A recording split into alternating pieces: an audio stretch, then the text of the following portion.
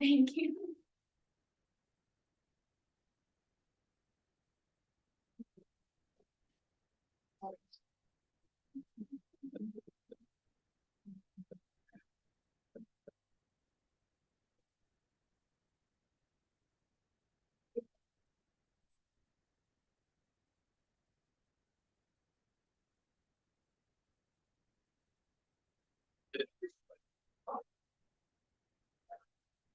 Because we're looking for the same.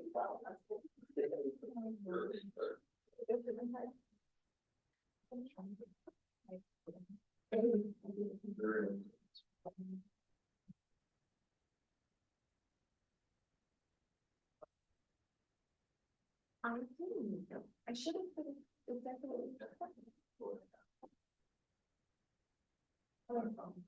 Yeah, I had a number of those.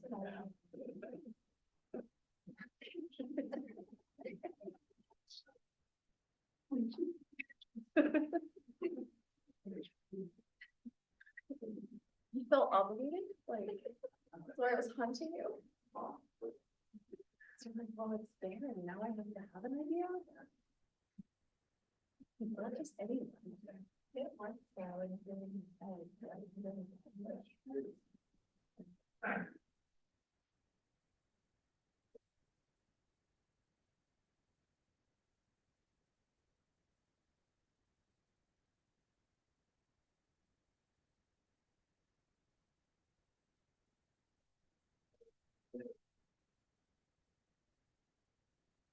Thank you.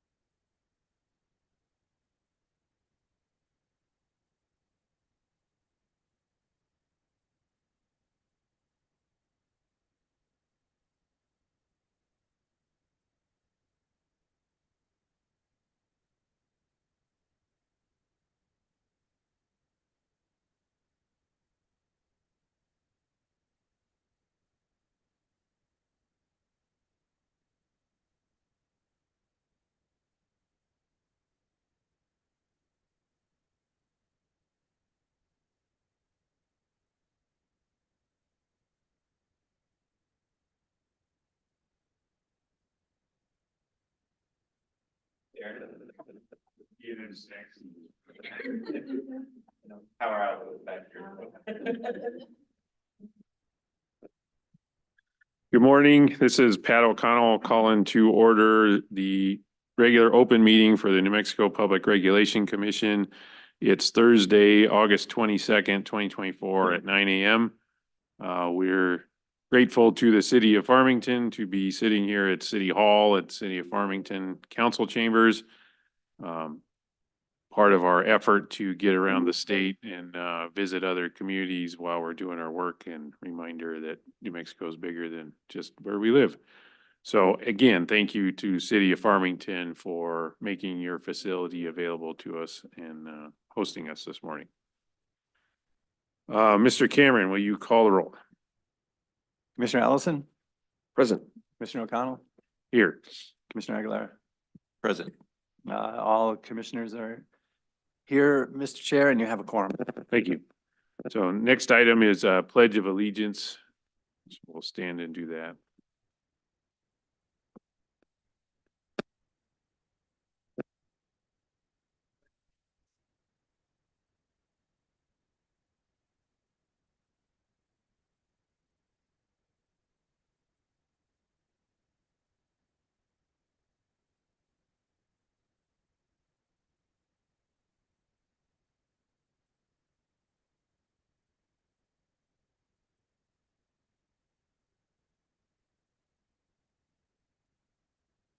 And commissioners, we've got the agenda that was posted on Monday.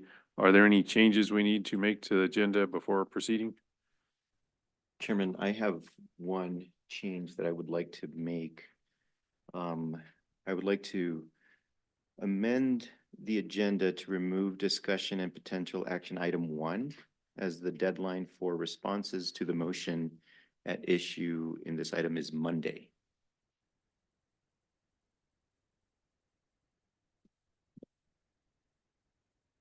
Very good.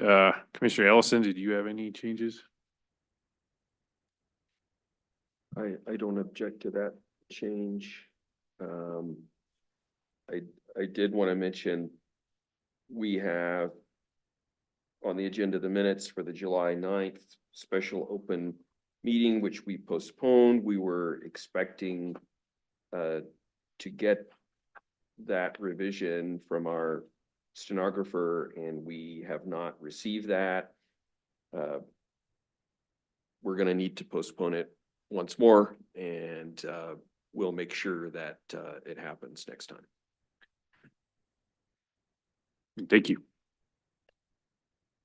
Okay, so I will move that we proceed with the agenda that was posted on Monday with the following changes.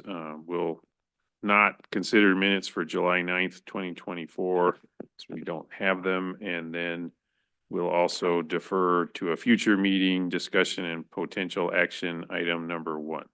Yeah, Chairman, and just one correction to that.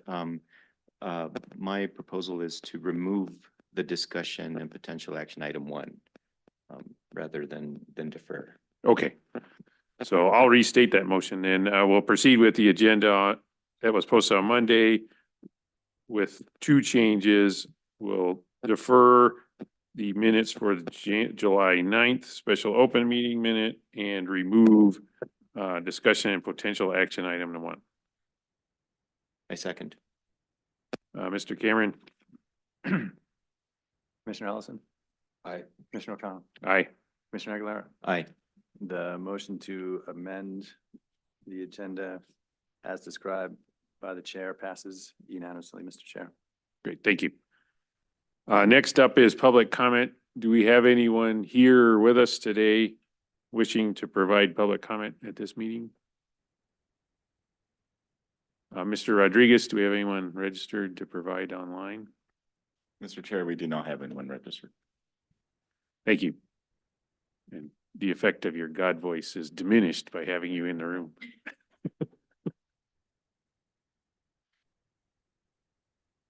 Announcements, Office of General Counsel. Anything before we proceed? Nothing from us, Mr. Chair. Thank you. And then commissioners, I'll go ahead and start with Commissioner Aguilera on announcements today. Thank you, Chairman. I do have one announcement. We have a workshop next week on August 29 for the Regional Markets Workshop. That'll be starting at 10 a.m. again, next Thursday, August 29. And we'll have presentations by the Western Power Pool on the Western Resource Adequacy Program, the Pathways Initiative, a study that the Brattle Group is conducting on behalf of PNM and El Paso Electric on benefits from day-ahead regional markets. And of course, we'll have, some time for public comment and reserve some time for questions and answers. So you should see that agenda posted, Friday or Monday. Great, thank you. Looking forward to that. Commissioner Ellison, did you have any announcements this morning? No, thank you, I do not. Okay, so then on my list, I need to read in a recitation for a recent, meeting that the commission had. So on August 14th, 2024, the commission met in closed session pursuant to NMSA 1978 10-15-1 H2, which are meetings for limited personnel matters, the discussion of hiring, promotion, demotion, dismissal, assignment, or resignation of the investigation or consideration of complaints, charges against any individual public employee. I affirm for the record, the matters discussed in the closed session were limited only to those specified in the posted notice and agenda for that meeting. Specifically, we had discussions with and regarding the 3 individual employees that work for the 3 of us jointly. So that's Chief of Staff Choi Corey, our Assistant Jennifer Baca, and Technical Advisor Miguel Perez. And the point of those discussions was just a conversation about how things are going, performance evaluation. I further affirm that no votes or final actions were taken. So that's the recitation item. And then Commissioner Aguilera has already described the next opportunity to participate in the work we do with that regional markets open meeting next week. Then our next regular open meeting is going to be back in Santa Fe at the Bocum Building on September 5th at 10 a.m. So that's the announcements section for today. Next up, we have prior meeting minutes. We have 1 set of minutes for review and potential approval for today's meeting. That's the minutes for the July 25th, 2024 regular open meeting. I made a couple typo edits in board effect. Beyond that, I didn't find any changes in those minutes. Commissioners, do you have any edits or changes we need to make or ready to approve? I'm ready to approve this. I do have a change. So I corrected, I said I was going to attend a CREPC meeting, and so I just corrected the acronym for CREPC. And then the following is not a change. I said that I was going to be at a Advanced Energy Conference in Albuquerque in August. I misspoke when I said that, so no change needed to the minutes. Excuse me, but I did want to note that the conference is actually in September.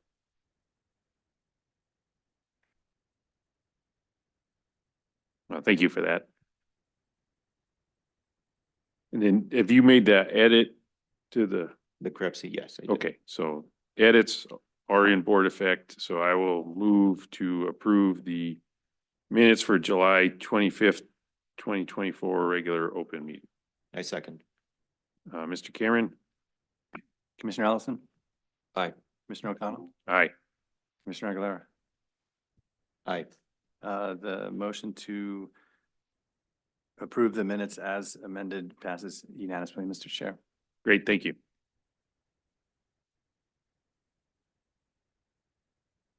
Next on the agenda is the consent action items. We've got 1 item. Commissioners, do you have any discussion or questions on the consent agenda?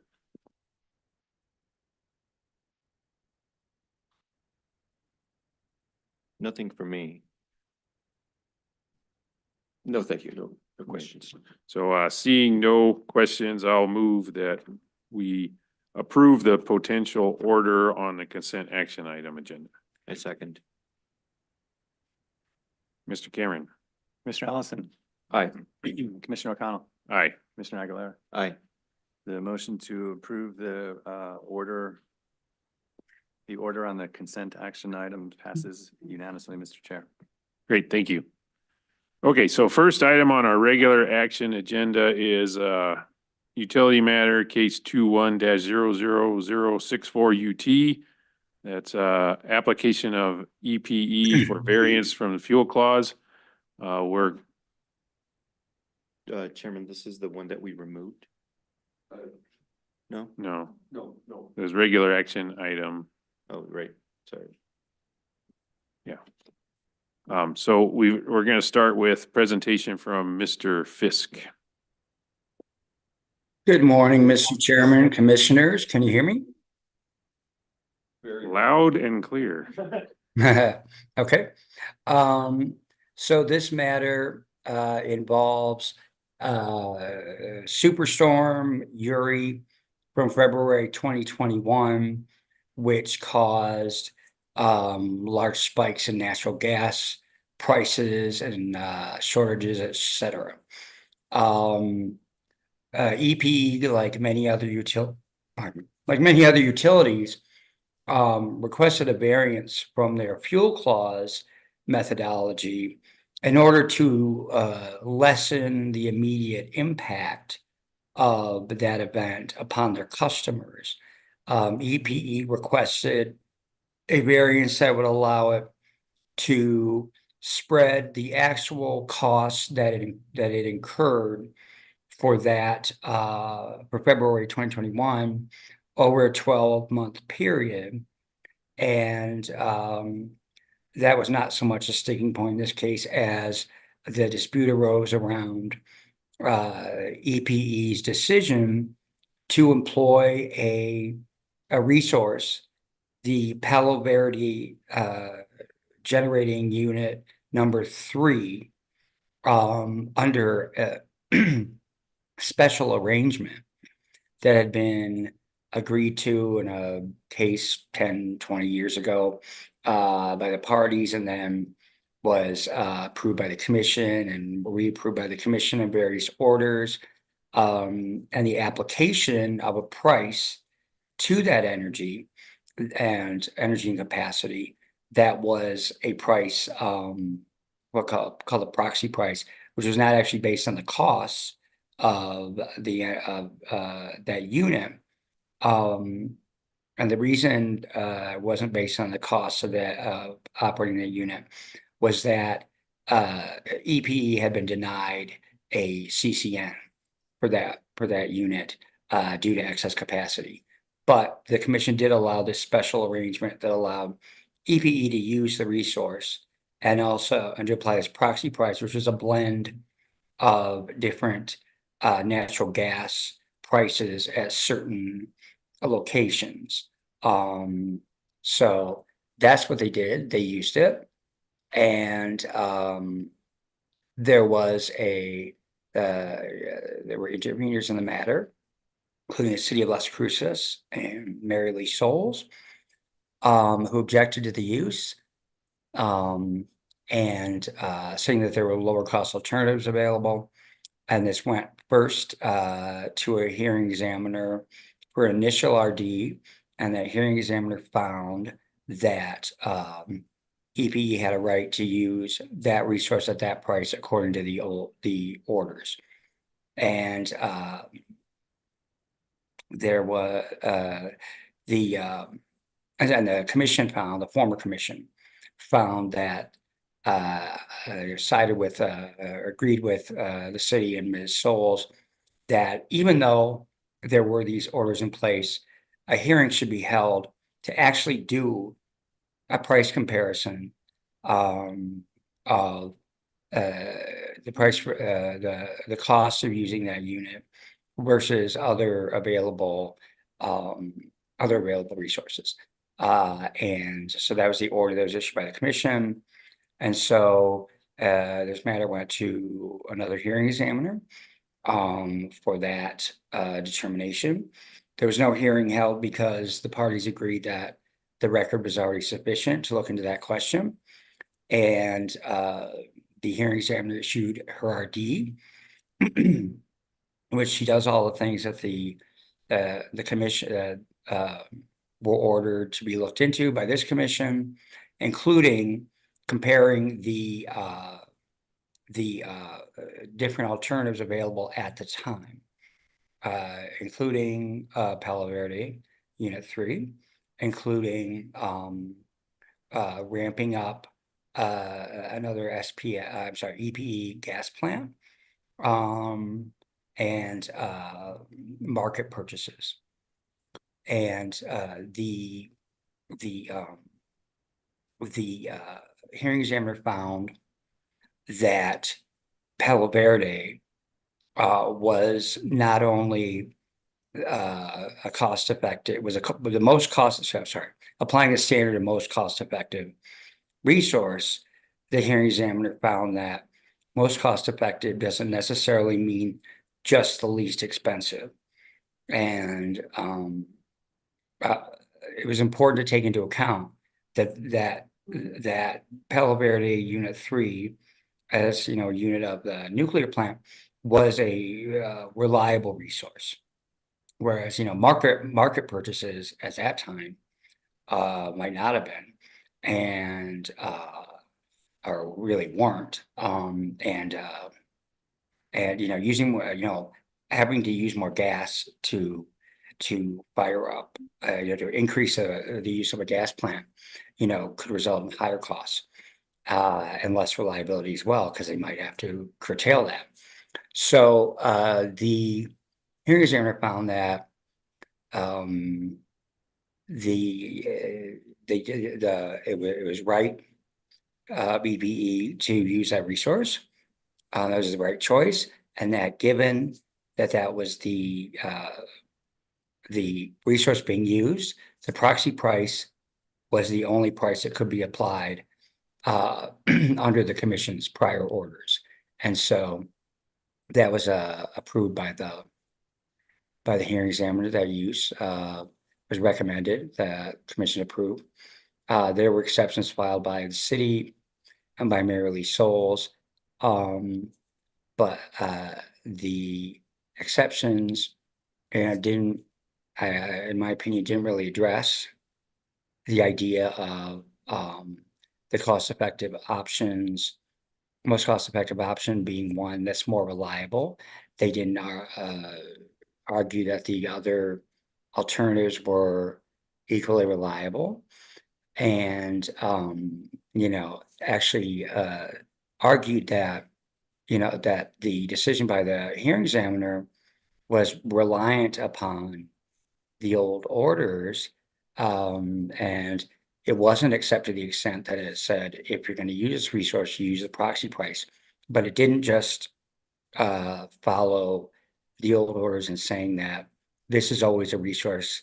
This is always the most cost-effective resource or least cost alternative. And the hearing examiner actually made those findings based on the record, just as the hearing examiner was instructed to do by the commission. So with that, I think I will take any questions. Yeah, thank you for that. Commissioners, do you have any questions or discussion? I do have a question, Mr. Chair. Mr.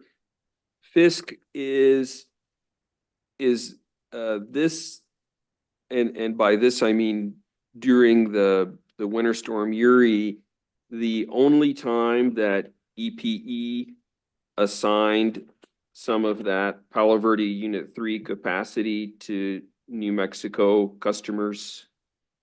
That I don't know. I think it has been used to serve EP customers in other situations. For one thing, it's not limited. The orders don't limit the use to urgent situations or emergency situations. So EP is actually free to use it in a variety of situations. And so basically I'm assuming that they did, but I don't know about exactly when any other instances were. Okay, thank you. But there was a standing order from the commission that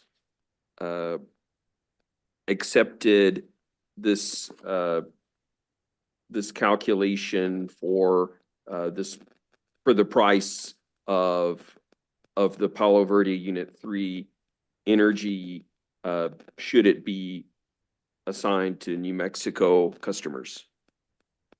Yes. Okay, thank you. Commissioner Aguilar, did you have any? I do not have, any questions. I appreciate the, work by the hearing examiner here to, look into this record and, in the recommended decision. I don't have anything further. I will mention that, I believe the cost of this power from that instance during Winter Storm Uri was about $5 million.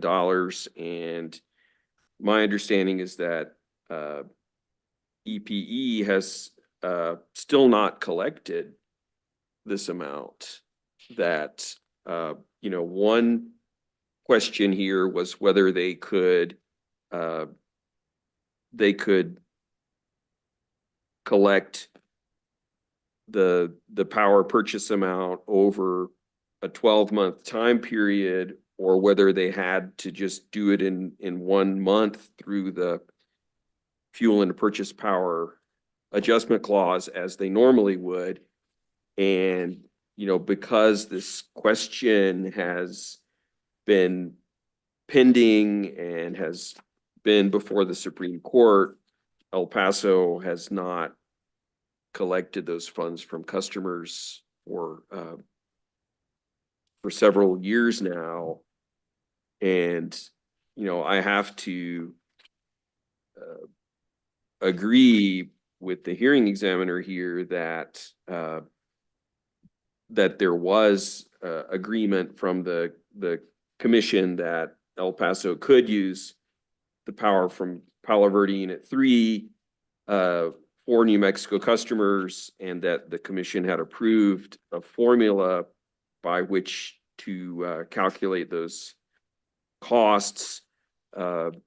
And, just a reminder to everyone listening that all of this happened because, the commission many years ago did not approve the Palo Verde Unit 3 CCN for use for New Mexico customers. And I think one of the reasons, and this was more than 10 years ago, 15 years ago, was that the commission at the time thought that there was sufficient capacity and that the resource was not needed. So therefore, there needed to be some formula by which to value the cost of that power when, in fact, it was needed for New Mexico customers.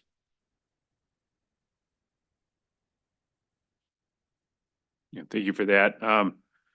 I agree with what's been said here, and also appreciation to hearing examiner Hurst for the work that she put in on this, and Mr. Fisk for the draft order you brought before us. And so I'm ready just to move for approval of the draft order that we have in front of us this morning. I second. Any more discussion on the motion? Mr. Cameron, will you call the roll? Commissioner Aguilera, Aye. Commissioner O'Connell, Aye. Commissioner Ellison. Aye. The motion to approve the order passes unanimously, Mr. Chair. Thank you. And again, thanks again, Mr. Fisk. Thank you, Mr. Chairman. Thank you, commissioners. Next up is commission rulemaking to promulgate a new rule in Title 17, Chapter 9, Part 571 of NMAC, and that's renewable energy for rural electric co-ops. We'll start with presentation from Mr. Lundin. Morning, commissioners. So I have for you today a proposed order that would commence a formal rulemaking process to adopt a renewable energy rule for the rural electric co-ops. This case has been sort of long in the making. It dates back to 2019 with the passage of Senate Bill 49. Senate Bill 49 contained the Energy Transition Act, amendments to the REA, and amendments to the Rural Electric Cooperative Act. At the time in 2019, the commission had one renewable energy rule in Rule 572, which it included both IOUs and rural electric cooperative provisions in there. However, after the passage of Senate Bill 49, the commission wanted to separate those two. So it began a phase one rulemaking strictly related to IOUs, and it had planned a phase two rulemaking for the co-ops.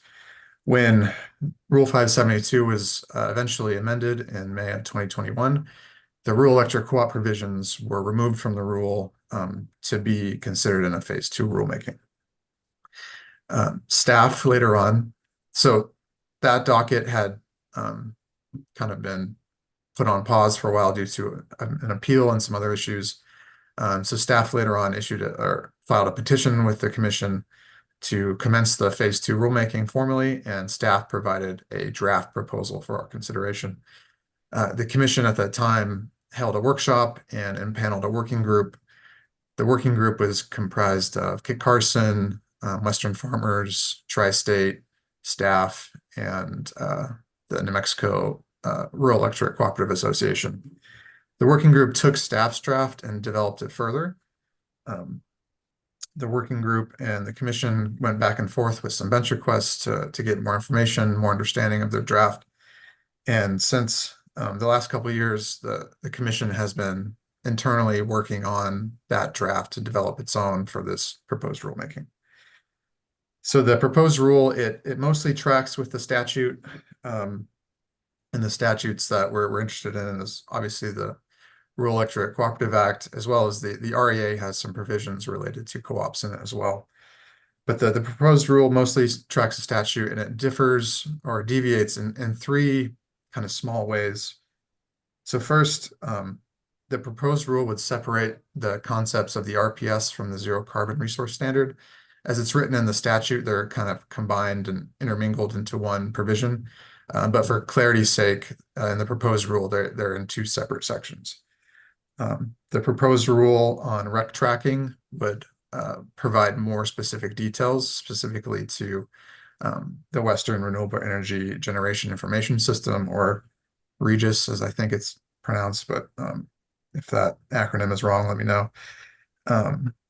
So the proposed rule has just more detailed tracking requirements than the statute does.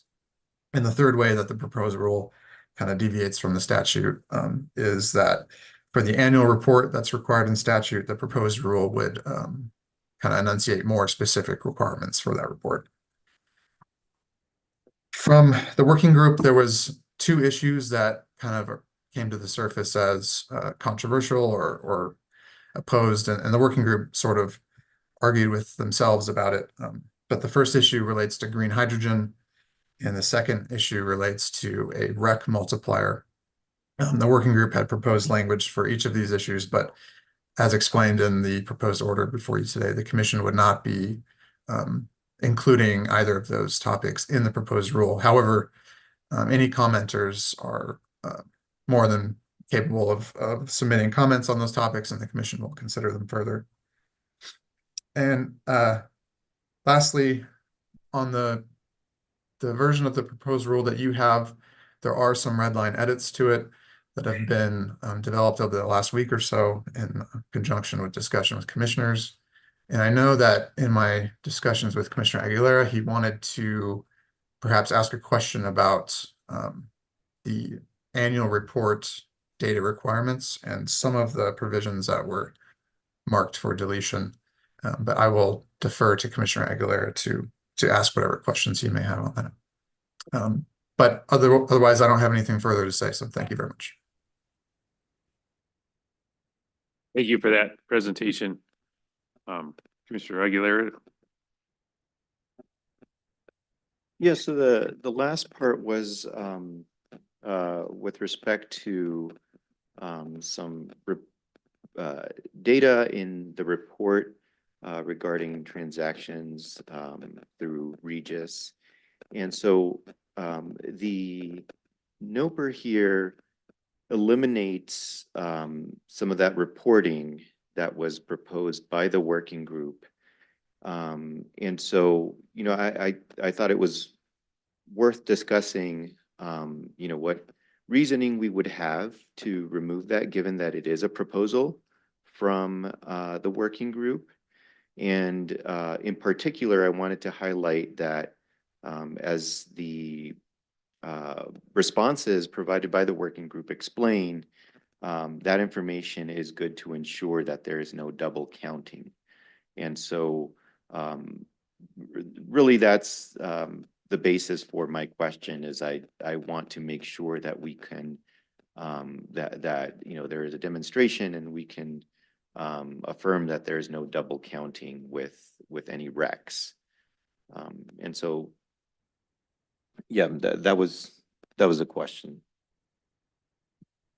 Commissioner Ellison, So if I may respond to that, you know, I'm responsible for asking Mr. Lundin to take out that language, so you can blame me for that suggested edit.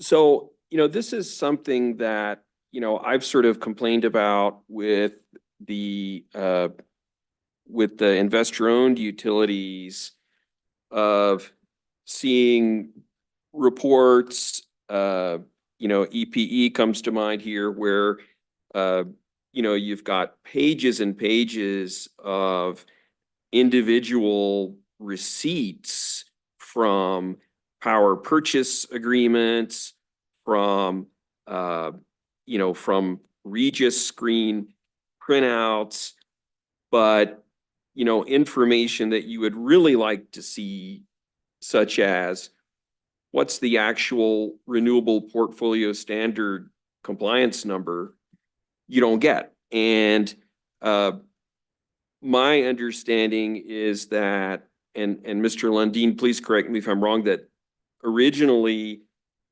the working group did not have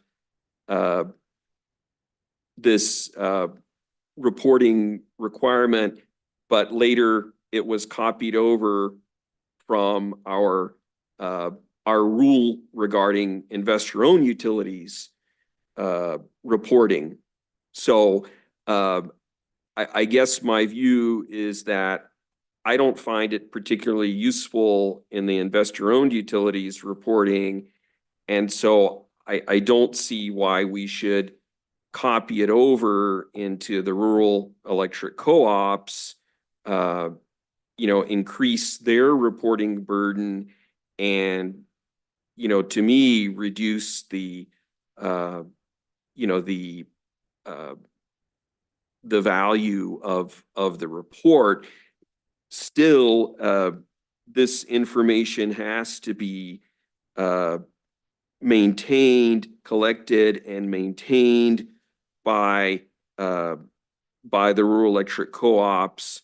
Part 13C does say distribution cooperatives shall maintain records sufficient to meet the minimum requirements.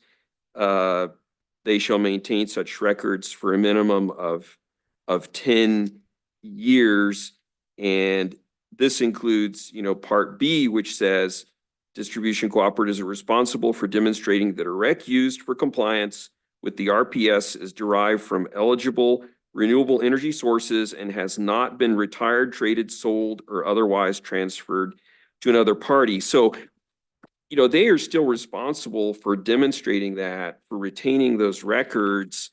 I'm just saying I don't find it particularly useful to see that in their report. So we can ask for it at any time if we want to, you know, audit those records or get that information. But, you know, if my fellow commissioners feel strongly that that ought to be part of the report, you know, obviously that's what will happen. But, you know, this is my proposal. Thank you for that explanation. Seeing as how this is a NOPR, I mean, I think we could, you know, one thing that would make me feel comfortable is adding a question as to the burden that is created, and then how the commission and stakeholders can ensure that recs are not being double counted without this information. Yeah, go ahead. No, I'm sorry, I didn't mean to interrupt. I just wanted to say another question that we might add is, you know, if this were to be included, whether it might be better to have it as a supplemental filing so that, you know, it doesn't sort of water down the main report, but it's available should anyone want to look at it. Yeah. Yeah, so you know, in reading the responses by the work group, I did not come away with the sense that this is overly burdensome, but I certainly can't say that for sure. And so I agree with you know, the spirit that you are expressing here. And you know, I just want to make sure that any stakeholders that are involved in the commission and staff can make sure that the recs are not double counted. And so I think if we just ask some questions, you know, along those areas, I think that would, you know, that would suffice for me for now. And I did want to point out something that was added here that is, I didn't do this. This was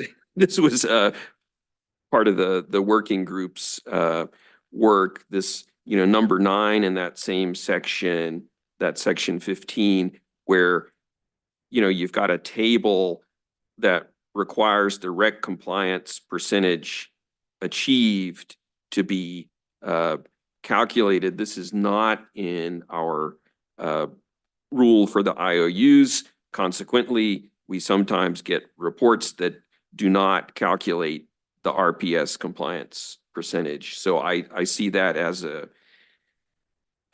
an improvement in this co-op draft NOPR.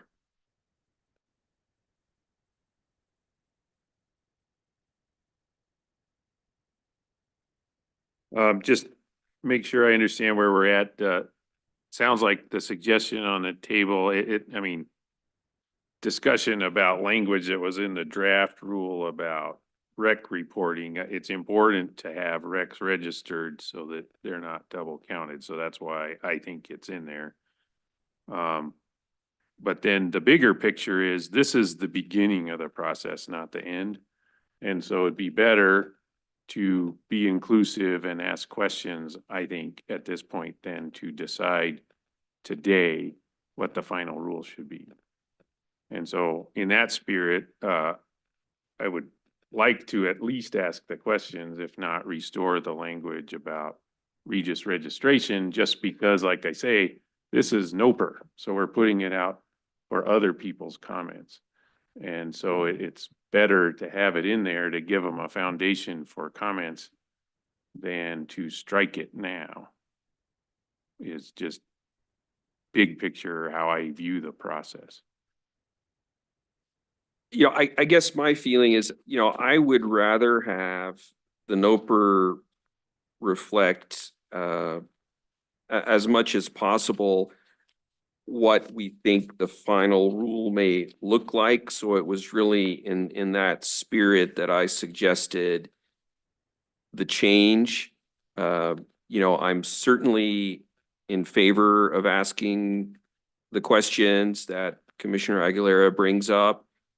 And I wouldn't mind restoring that language, although you know, again, I'm gonna discuss during the process whether it's really that helpful to have it.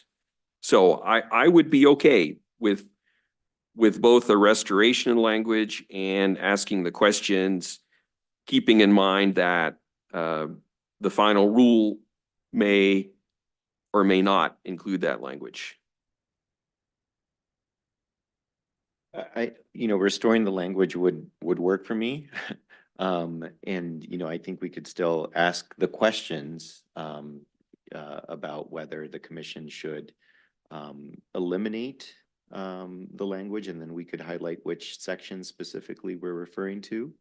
And ask if we eliminated that language, what would we be losing in terms of being able to check the reports and in particular to ensure that there's no double counting? Or however you would like, to amend those questions.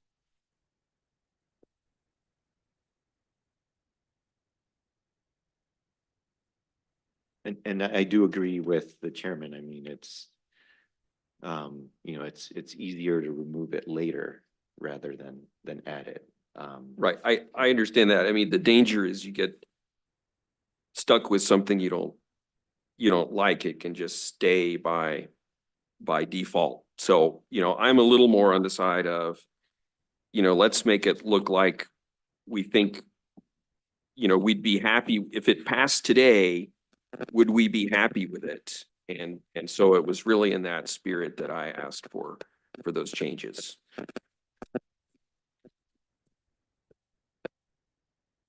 I guess in that construct, I would not be happy with a rule that doesn't ask for Regis registration or something similar.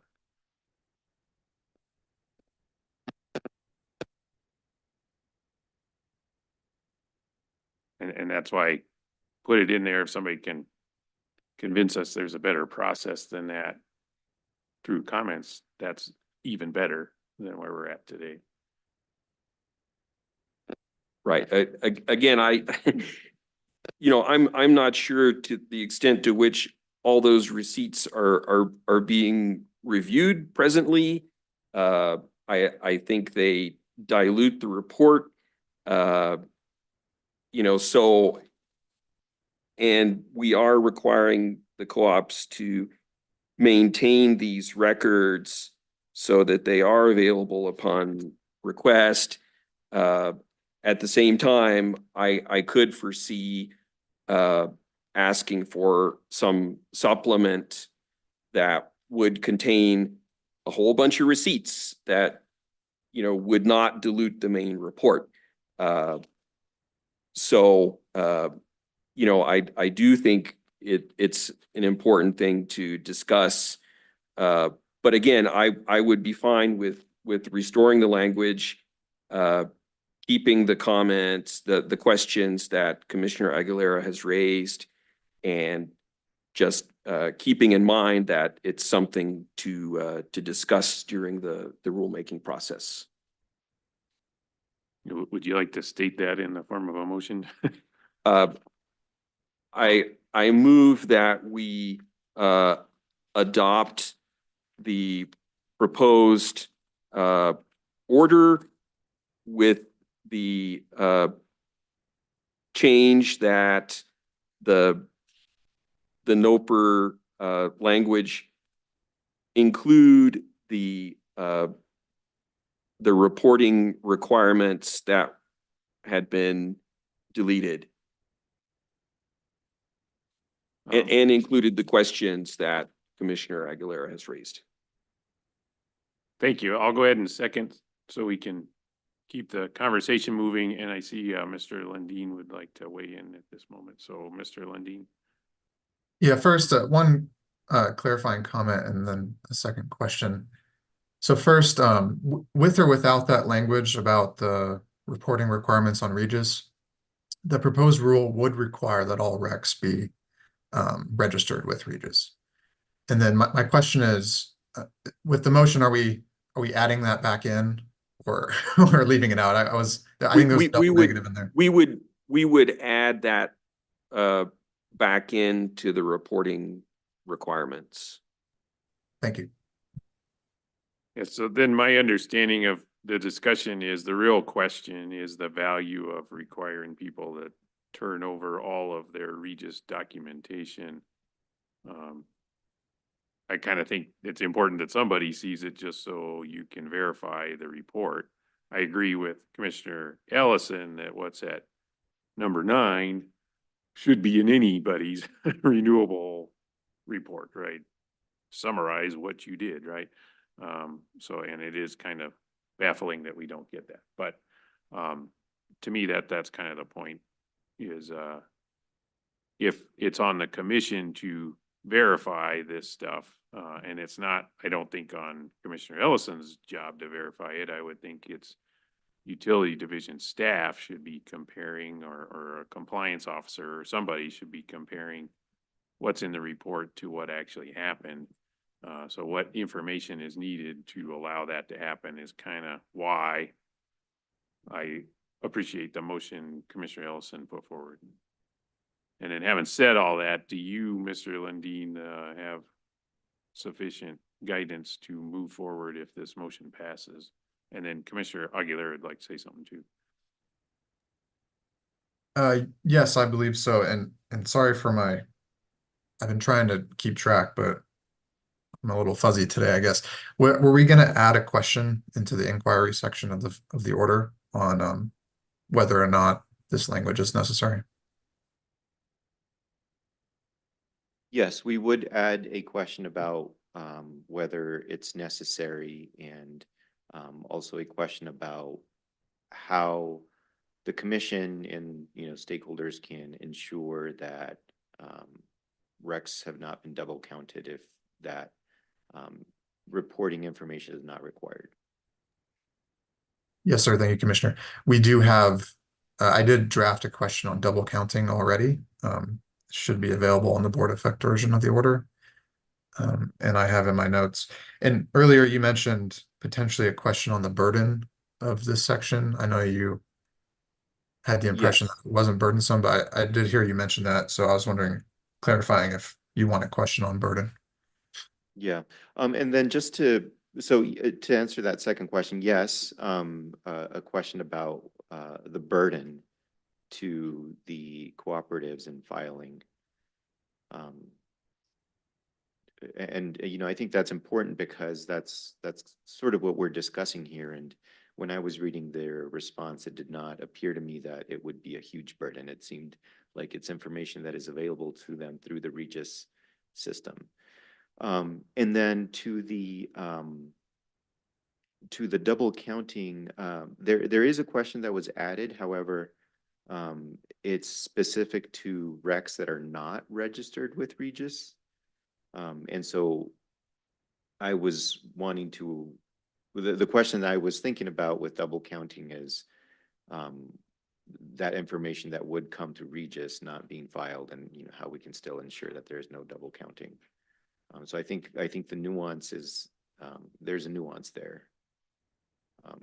that requires the double counting issue be raised again in the context of recs registered with Regis. And that being said, there's also a section that was proposed and is included about non-Regis recs. I also read the NOPR to require recs to be registered with Regis. And so, I asked Mr. Lundin if he would include a question to reconcile that. Is why is there a section about recs that are not registered with Regis if we are requiring them to be registered with Regis?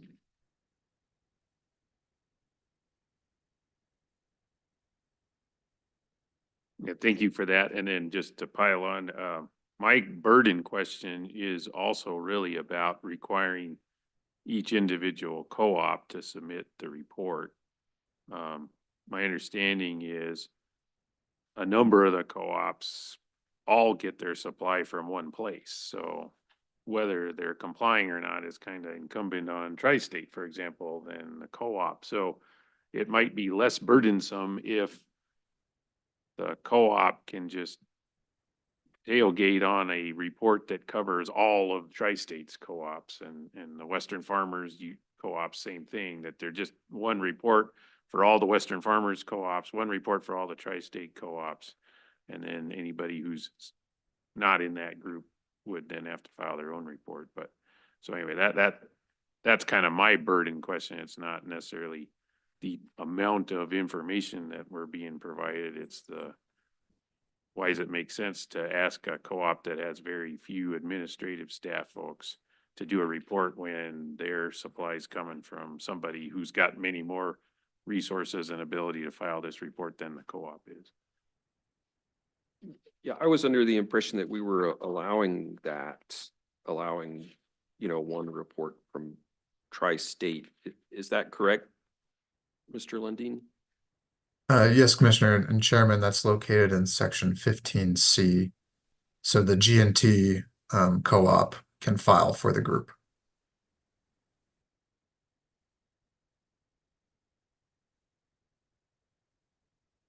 Yeah, it wasn't a question of whether it was included or not. It's just when I'm thinking about burden, that's what I think about.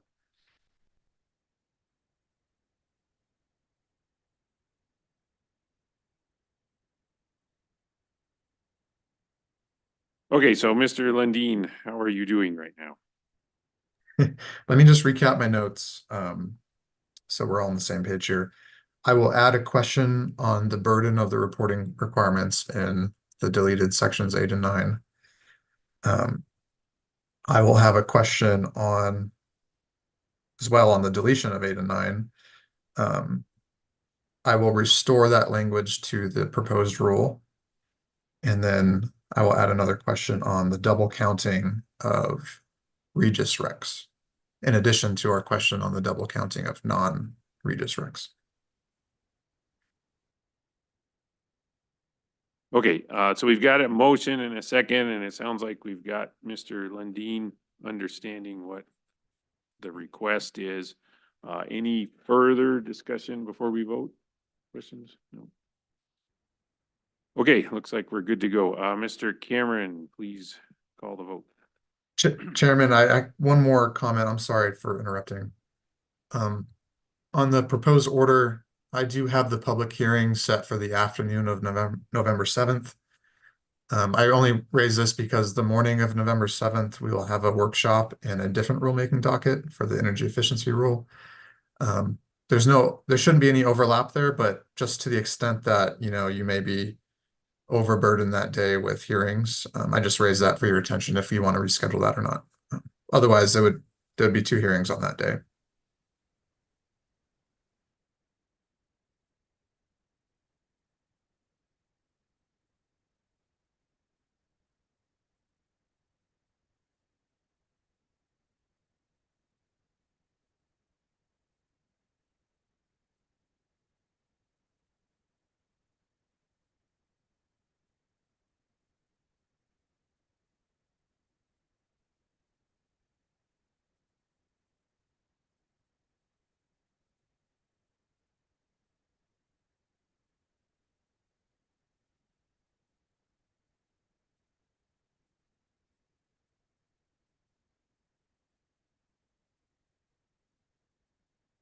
Yeah, thank you for pointing that out.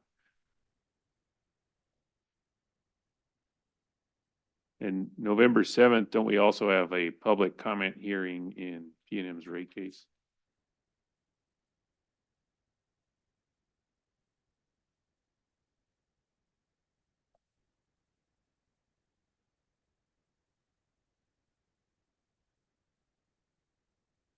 So anyway, I guess I would ask if you can move the public comment for the renewable plan to a day other than November 7th, because I think that will be the 3rd public comment session that day.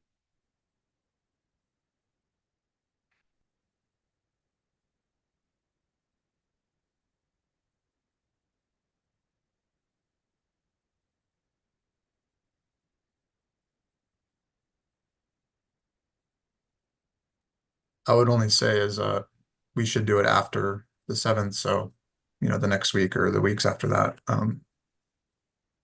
If we moved it up further, then the public comment hearing would come maybe too soon after the initial comments are filed. So Yeah, so if we want to move it back, the following week is the big commissioner conference that I don't know that folks will be around for. So I would ask to put it in the week of the 18th if you can't do November 8th.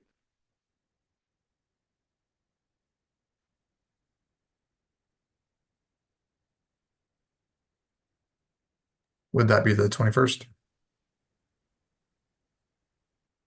Yeah, 21st works from my perspective.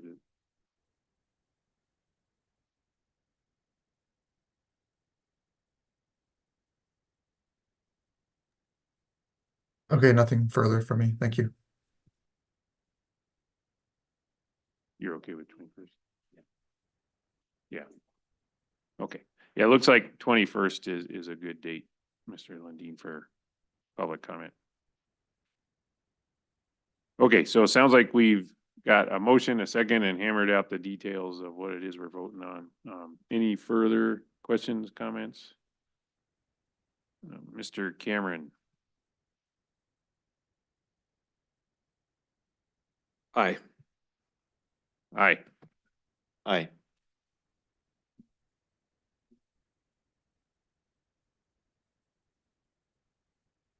Great, thank you. Okay, so next agenda item is the one that we've removed from the agenda. So now we're in discussion and potential action item number 2, which is legislative priorities for the 2025 regular session. We have with us Ms. Jerry Morris from the PRC staff. Good morning, Mr. Chair and Commissioners. How are you today? Great, thank you. So at the August 8th meeting, there was a general consensus among you that each of you were supportive of policy measures that would take the work of the PRC to the next level in terms of compliance, efficiency, and efficacy. And as such, the priorities in the memo that you all should have before you do provide the foundation that will allow us to get to this point. We stayed faithful to the input process. We engaged in internal conversations. We conducted background research, including looking at trends at the national level. We identified the policies that are currently in place, as well as the gaps that need to be filled to improve our processes. This refined approach provided the recommendations that are before you as a priority for the 2025 legislative session, and we would appreciate the weight of the commissioner's support in cleaning up the enabling statute, creating a self-funding source for the PRC, and aligning state pipeline safety penalties with federal requirements. And with that, I stand for any questions you may have. Yeah, thank you for that presentation. Commissioners, do we have any discussion or comments? I mean, we had a good discussion of this at the last open meeting, so I'm pretty good. As good as I get, let's put it that way. I do have a question, Mr. Chair. I just wanted to clarify the motion that, you know, is being proposed here. Is it to go out and work on these 3 items and then to come back to us once you've got some draft that you'd like to propose? Mr. Chair, Commissioner Ellison, so we wouldn't really need to go out and do anything. This is stuff that we're doing internally, and then have those discussions internally with you as well, as far as any edits that you would like to make or additions or discussions to be had. Then we would compile the final draft, and then you all would vote on those final drafts. Okay, because obviously, you know, as I've said before, the devil is in the details. You know, I'm certainly in favor of, you know, these 3 items in principle and certainly beginning work on them internally. You know, the enabling statute, you know, in particular, you know, there is some language that I'm gonna want to suggest and put in the mix as well. So, you know, I certainly want to have a vote on whatever it is, the specifics of the language that we are going to ask potentially legislators to adopt. Yes.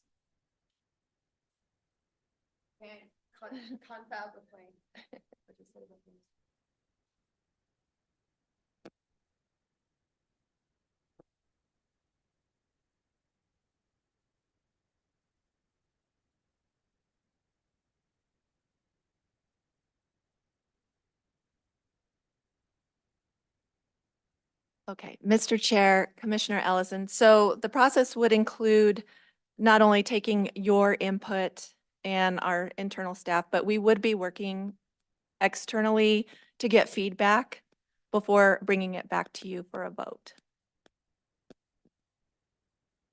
Sure, I understand.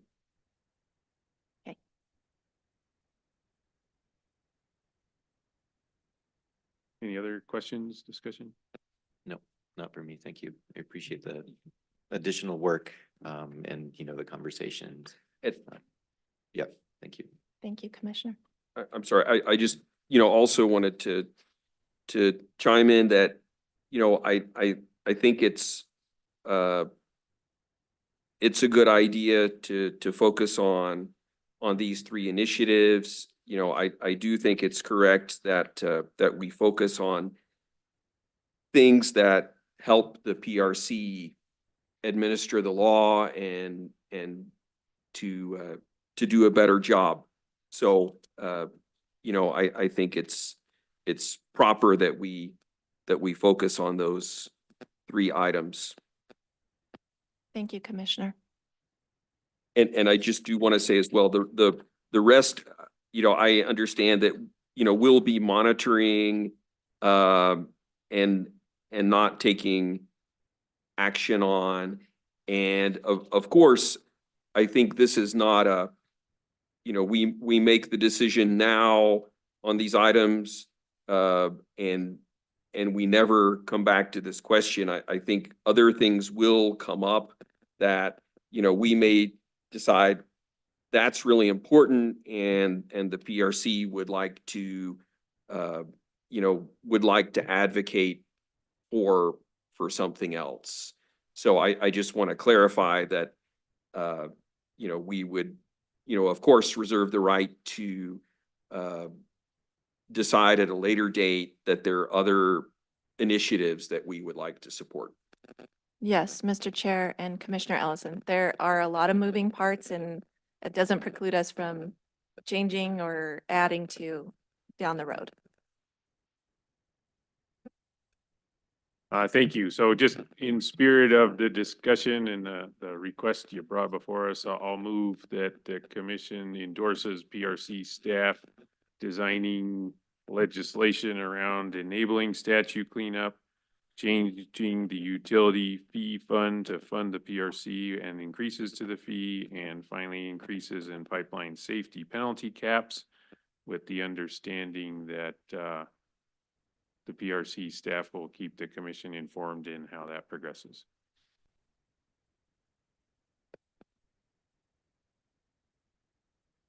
And I would add that we would have a vote before any language gets sort of formally submitted.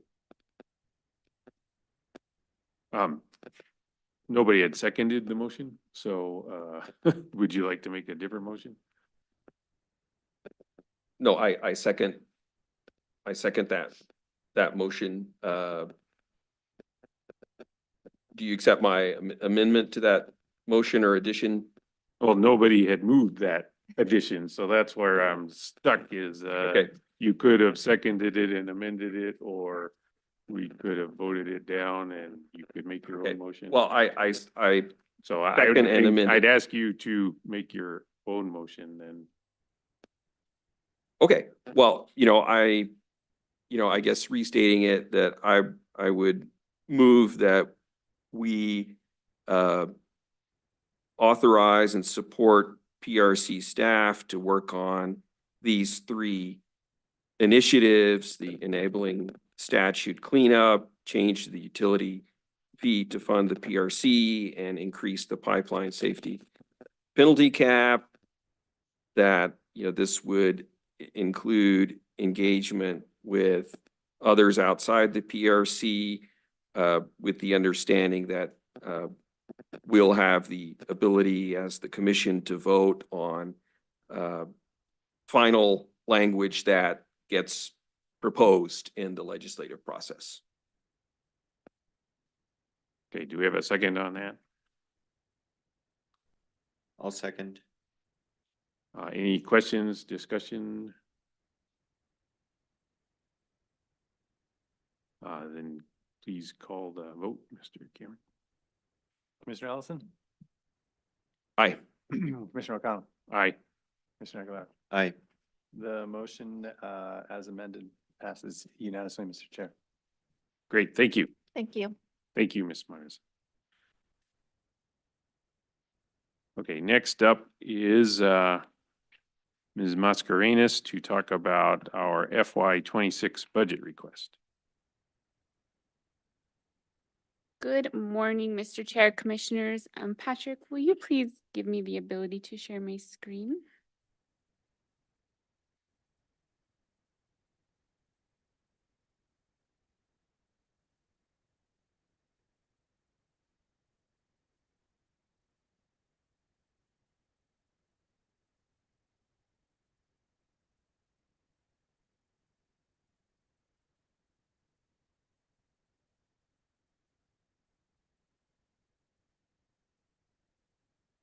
So today I have the privilege of presenting to you all the fiscal year 2026 budget request for the Public Regulation Commission. In building this request, we had some primary goals in mind, and that is to maintain our low vacancy rate within the agency through means of adequate compensation for our current employees and providing growth opportunities, as well as continuing to modernize the agency and increase capacity, do more with less, as we're trying to become more and more efficient. Also, we want to continue to leverage our leadership opportunities for New Mexico. This slide I wanted to present to you all today to kind of give everyone an understanding of where the PRC has been and where we're going. As you can see, in fiscal year 22, we closed out the year with a vacancy rate of almost 20%. We then decreased that to 15.5%, and in fiscal year 24, we brought that down all the way almost to 6%.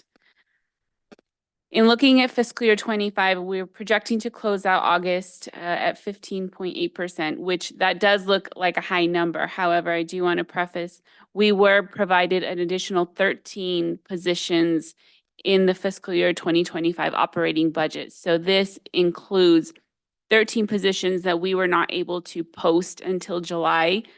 We have filled, out of the 10 pipeline positions, we have already filled 6 of those positions in a matter of a month and a half. I believe going forward into the fiscal year 26 request and the legislative session beginning in January, that we should be close to our projected rate of 3%. So the numbers I'm presenting before you, they do look a little bit different than in years past. Previously, we did have our 2 program codes, policy and regulation and program support.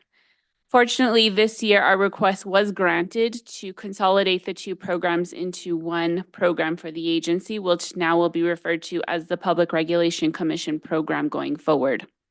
Therefore, we don't need to segregate the 2 programs into 2 expense categories. The numbers I'm presenting before you are the numbers that we had talked about in depth last week, and I know you all have the packets with the BFM information that is a more detailed level. But at the highest level, we are requesting a 10.7% increase in our base budget from fiscal year 25 to fiscal year 26. However, this does include 5 additional FTE that we will be requesting that is built into our 26 request. You will see the largest increase is related to our personnel services and employee benefits. Again, that goes hand in hand with being able to compensate our employees, fill positions that we do have, and also to be able to compensate employees for adjusted pay scales that were issued by state personnel office to make sure our employees fall within those new pay scales, particularly with our attorneys and our engineers. You will see that our contractual services category does remain flat, as well as our other expenditures category remains fairly flat. The only increases that we did build into that budget for the 5 additional FTE that we are looking to request. So the 5 positions we are looking at, these are positions that we did request last year. And so we feel like these are still critical to the agency moving forward. The first 2 are additional 2 analysts for the commission to do additional research and market analysis. 1 attorney for our hearing examiners to do research, sort of a research clerk position. 1 consumer advocate, community outreach position within our consumer relations division. We feel this is important. An important position to continue to get out into the communities and have someone that's a voice for our consumers. And lastly, a grants manager within our administrative services division to help us obtain additional grants and be able to manage those additional grants if we are successful in that process. Lastly, we do have 3 special appropriation requests that we will be requesting to the legislature this year. 1 is IT modernization. This is to continue with our case management system. We are in the midst of the RFP for our e-docketing system. We were granted 1.5 million in last year's fiscal year 25. And we are moving forward with that RFP. This additional $1 million we feel will round out the needs to complete the system that we are looking into. Additionally, we are requesting $100,000 for IT modernization and IT equipment for our employees. With our new CIO, Brian Wood, he has done an in-depth inventory assessment of the workstations our employees are utilizing and did find that there are some that are 7+ years old. So we want to make sure employees have the equipment that they need to complete their jobs. Lastly, we are requesting $700,000 for community solar. This is sort of a stopgap for the contract, as the contract with our current program administrator does expire now in fiscal year 25. So until we sort of know the future of community solar and the future needs, we're projecting this would get us through an additional year of a contract if we needed to go that route. And so that is where we built in that $700,000. That is all I have to stand for any questions. Yeah, thank you for that presentation. And then you've also kept us up to speed individually as you're working through all this. So I thought what I heard was a great summary of what I've already come to understand and hear. Commissioners, did you have any questions or additional discussion on that? I appreciate the presentation, similar to what the chairman just said. Thank you for the conversations we've had before this to help me, understand, and I certainly agree and support, the information that you've presented here. And also want to say congratulations on merging the program codes. I know that is something that will be very beneficial for us as we're able to continue to meet our goals of training and all of that. So thank you to you and your team for your work on this. Thank you, Commissioner. I fully agree that merging of the program codes was an accomplishment that should give us some more flexibility. So appreciate your work on that. And I think this budget is very well put together and thought through. So appreciate your work and the work of your folks on this. Thank you. So the motion we make, are we adopting, accepting, approving? What do you want? Mr. Chair, approving, as you will have to sign the, what we refer to as a S1. Well, then I think we should approve it. I move that we approve the budget submission that you have presented today. A second. Commissioner Ellison, Aye. Commissioner O'Connell, Aye. Commissioner Aguilar. Aye. That motion to approve the budget request as presented passes unanimously, Mr. Chair.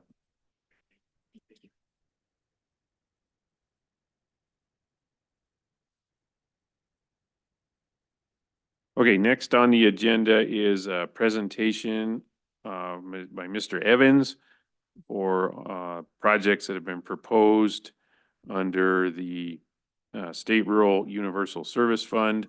My understanding, we're just gonna get an overview of projects that have been proposed and that we will have to act on that list somewhere between now and October 15th. So take it away, Mr. Evans. Thank you. Good morning. Can you hear me? Sure can. Thank All you. right. Good morning, Chairman O'Connell and Commissioners and the Commission. Today, I am, as you're saying, will give you an overview of the actual broadband applicants and also projects that's been submitted to the Commission. If I may, I would like to share my screen here.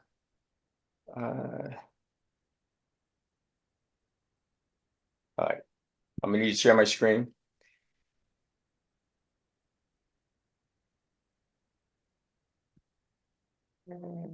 Sweet.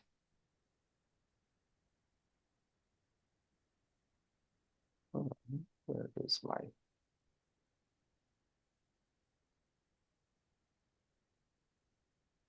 Bear with me, I apologize, trying to get my PowerPoint here.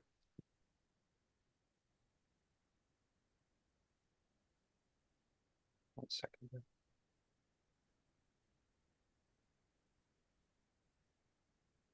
Where's my phone? Okay.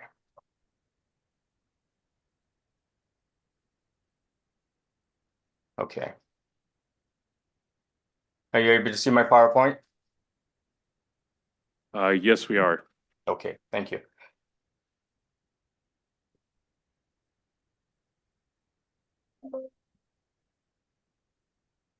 My staff reports on the procedures of filing of the consideration of the applications of the 2024-25 broadband program. And if I can, give you a little of a background, under the NMAC 17.11.1031G subset 3, staff must present an analysis of broadband awards application to the Commission by September the 1st. Now, this presentation fulfills that requirement. This year, we have 8 applicants with a total of about 17 proposed projects. The total amount project cost is roughly $13.699 million. Requested funds for the overall aspect of projects is about $10.2 million. The matching funds that they all have contributed, which is 25%, is around $3.4 million. And the State Universal Service Fund available funds for 2024-25 will be approximately about $11.8 million. Now, the SR-USF rule amended by the Commission final order in case number 17-00077 UT on December the 7th, 2017, established a deadline of May 1st for filing applications for the broadband program support for the following year. And Telecom Bureau shall review and summarize all timely applications.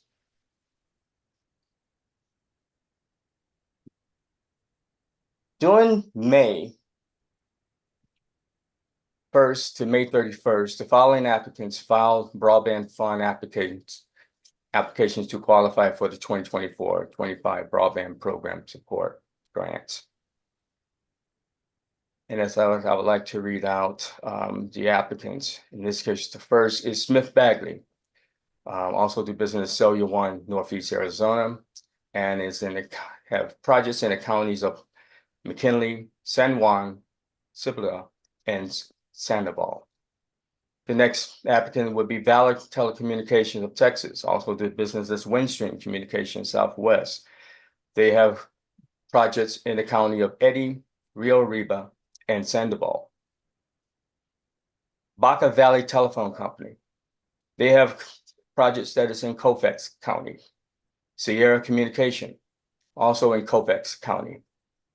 Plateau Telecommunication, Inc. have projects in Curry County. And ComNet Wireless is in Santa Fe County. New Mexico Surf have projects in Torrance and Santa Fe County.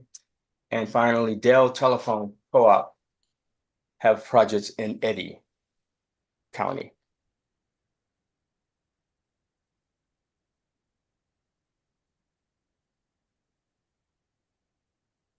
I would like to describe what is referred to for the commission as a role designation. Now, the commission may classify a project role if the role classification or characteristics, the area resemble a rural area, or a broadband access, an area is unserved or underserved by broadband, or in public interest, was classified the area as a rural served by the public interest, an unincorporated area, any unincorporated area, and of course in small populations, so any city, town, or incorporated area with a population of 20,000 or less based on the latest US or tribal census.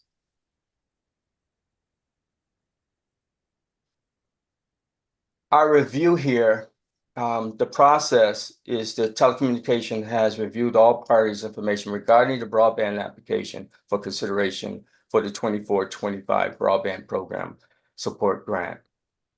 Now, as you can see, I have certain steps from A to J. Now, this application is structured to emphasize every applicant proposed project in its most relevant detail and have applicants submit these details together in the form of 10 attachments, as you can see from A to J, such as a list of all address and population, design plans and documentation, operational plans and provider information, network and system diagram, letter of support for projects, and any all additional documentation or information relevant to the project.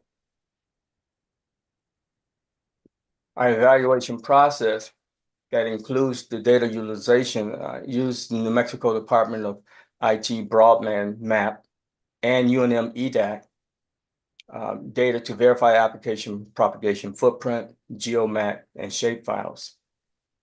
We collaborate with the New Mexico Office of Broadband Access and Expansion, or OBAE, with their work to assure that we're all not stepping on each other or projects that is going to be overlapping. So that's a good collaboration between the commission and OBAE. The communication, we try to maintain open communication with applicants and ensure accurate submission of information. Our digital tool, which the commissioners you should have in a package that was sent to you and your assistants, create a digital spreadsheet for proposed projects, site locations, and an interactive cost estimate tab for the commissions to go through. And the compliance review, of course, to evaluate each proposed based on 17.11.10.31 New Mexico AC criteria, including that all projects meet the standards for consideration in this process. Now, in light of the recent changes in our projects, amount of projects, I created a graph here that will be utilized, let's say, in the future, but this year, in light of changes, it makes it more easier and sweet for the commission to make selections quicker and completely. But I would like to discuss the graph that I have just created, which is called an unserved project. Now, the unserved projects are from 1 to 9. These are the projects that is basically stacked to show how the total request funds build up across 9 projects. Each bar adds the funds requested by a project, stacking to see the cumulative total. And the cost per customer, the number on each bar shows that the customer of that project, the cost of that customer of that project. Now, for example, project 1, which is at the lower left, has a very low cost per customer at $44. Whereas project 9 on the far right has the highest of $6,907. Now, this is the cost per customer according to the amount that it will serve each customers, how many customers that is going to be serving, and as well how much each cost concerning the amount of money they're requesting from the fund. And as you can see on the chart, the cumulative funds starting off at 821,000 and accumulated all the way down to $5,516,170 for all the unserved projects. And as we move to the next slide, which is underserved projects, these are the remaining amount of projects of the 17 that is now have access to some sorts of infrastructure, but they needs to be either they're improving or enlarging or enhancing. And in this case, we have an additional 8 projects. As you see on my chart on to the right there, you can see that the unserved of 5,516,000 has already been included, and now we continue on to the first bar of allocated of each bar of the $193,005, and that's the project 10 that will add on to that 5 million. And this will cumulatively add all the way down to the 17 project, which is another 335,178. Now, the great thing this year, commissioners, is that the total cumulative funding of all 17 projects obviously lies under the demarc time, which is that red line on the bar chart of 11.8 million. So it adds up to about $10,271,461, which is a great point for the commission, mainly because with their current amount and with the changes that we had, the commission can select or award all the projects if they choose to do so this year. So that's a great thing at this point. And there's some great projects too. So I'm happy about the fact that the projects that's been submitted can all be awarded by the commission this year. And with that, I stand for any questions if you have them, Commissioner. Great. Thank you, Mr. Evans. And I gotta say, I really appreciate the presentation. I mean, the amount of hard work you put into this comes through in that presentation, and I agree. Nerd to nerd, I really appreciated the graphs on page 8 and 9. I can see that being a very valuable tool in the work that I'm doing to get ready for the upcoming vote on this. So anyway, I'll turn it over to the other commissioners. I don't have any questions, just appreciation for you and the efforts that you brought to this meeting today. Thank you. Yeah, and I'll just echo what the chairman just said. I appreciate you going through all of the applications and the work that you do to make sure that they're complete. Thank you for the presentation. I think also excited about especially slide 9 that shows that we'll be able to fund these projects, and so that's excellent. Thank you so much. You're welcome, Commissioner. Mr. Evans, I thought this was a very concise and useful presentation. I did want to ask if there are funds that are not allocated, what happens to those funds?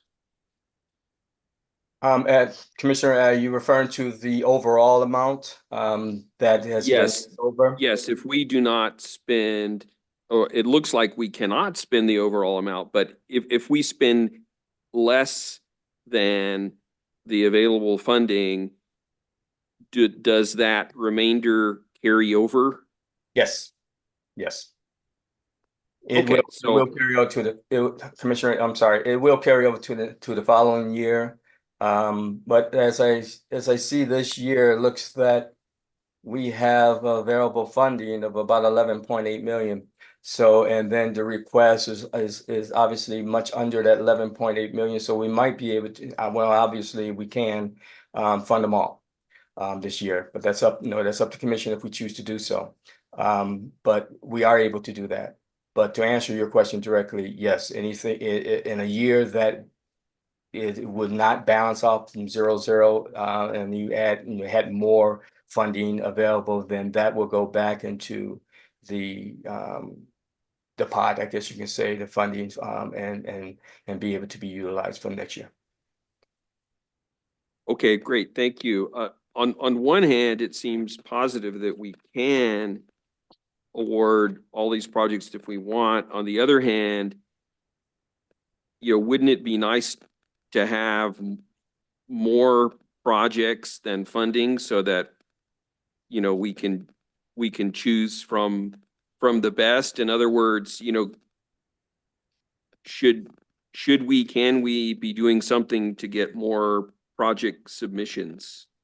If I can answer that, in light of there has been some changes within the applications recently.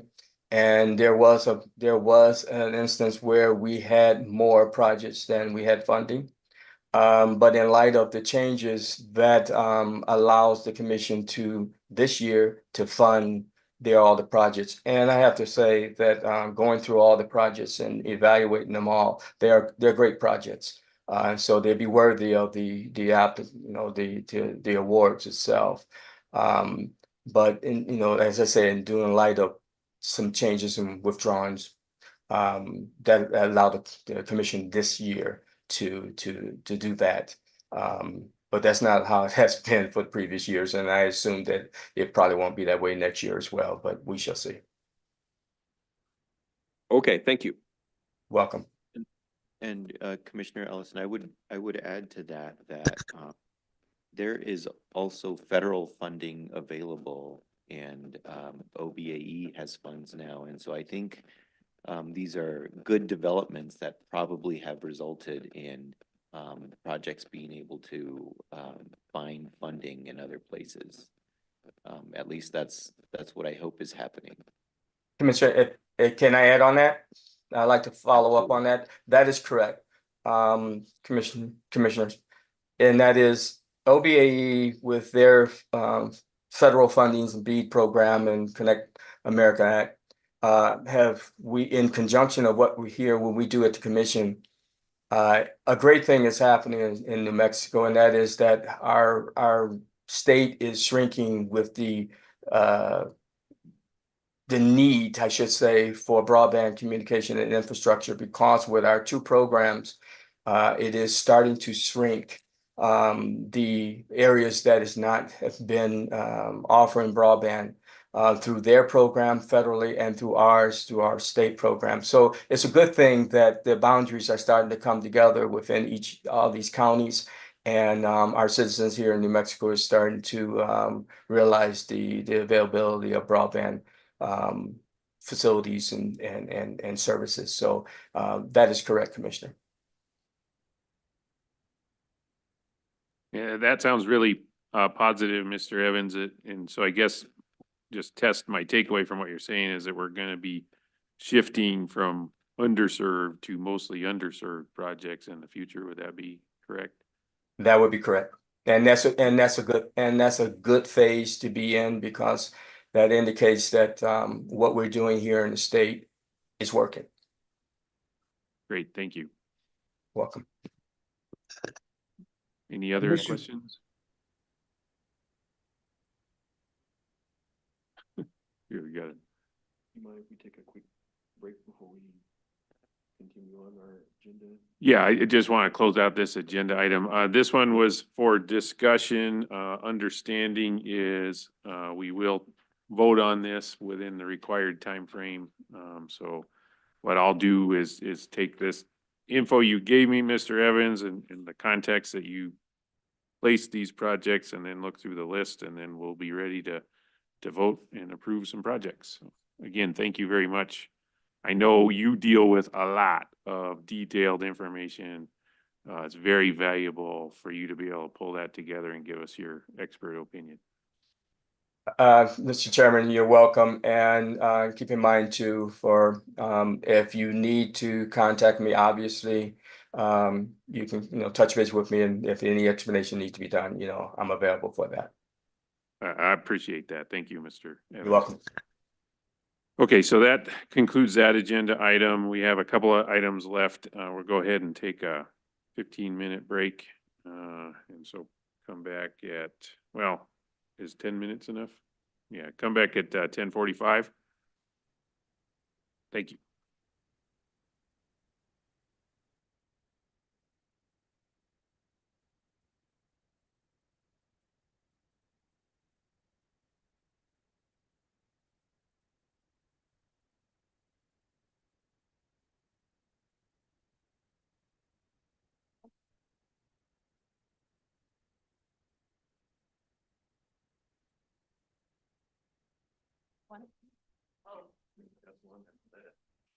Bring the.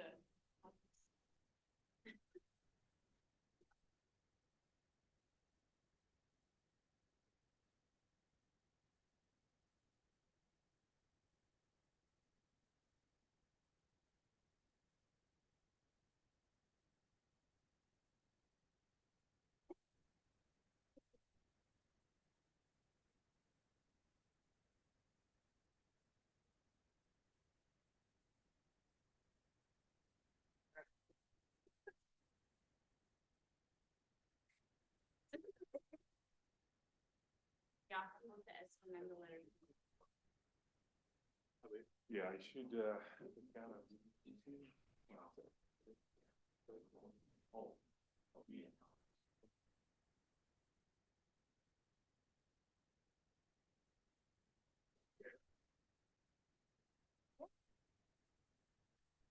You're pro.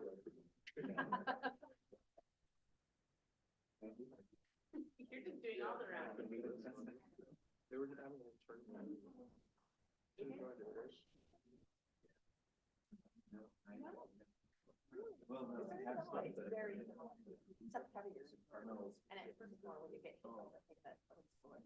Oh, yeah, those guys are going.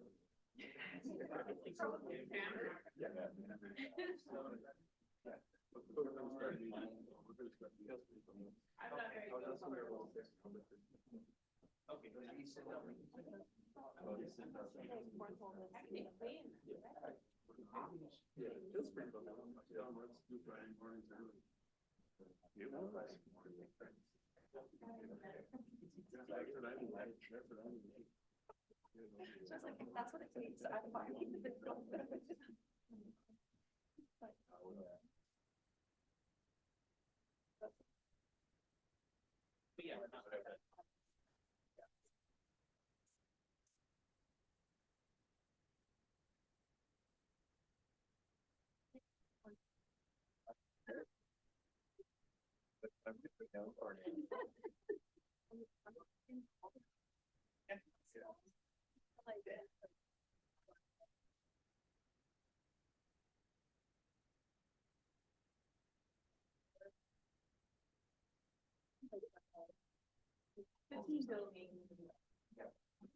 Competition makes everything good.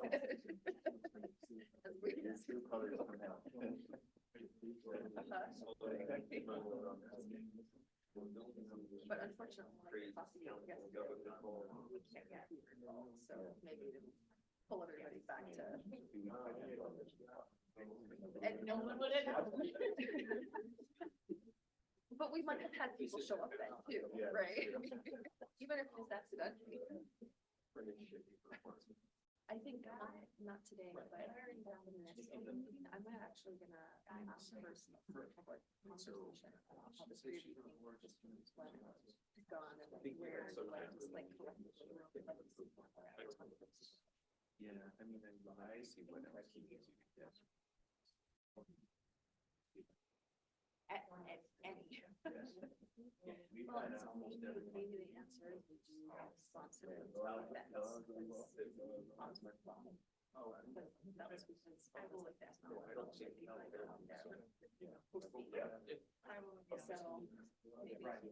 this was unhosted, right? With this? Yeah, no, we're specifically invited, right? It's like, we're gonna specifically invite this. I know we tried one of the shows. I still like. But I think that might be phase 2 or 3, like after people are used to it. That too.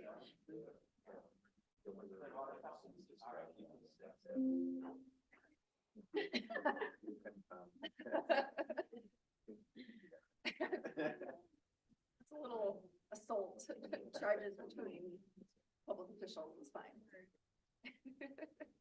Can offer them candy to get into the vehicle. But obviously very focused. Cookies?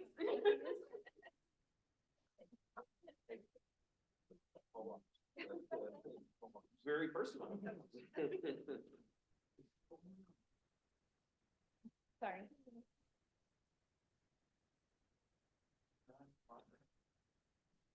Think about it.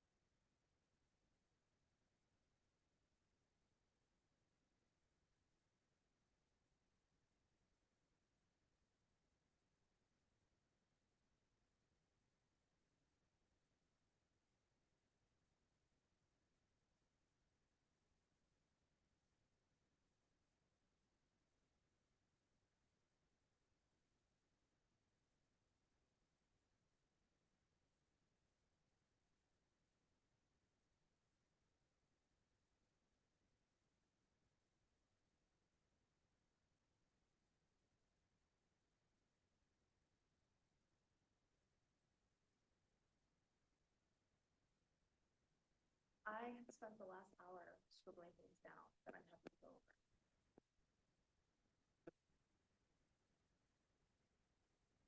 We're waiting for 37 more seconds.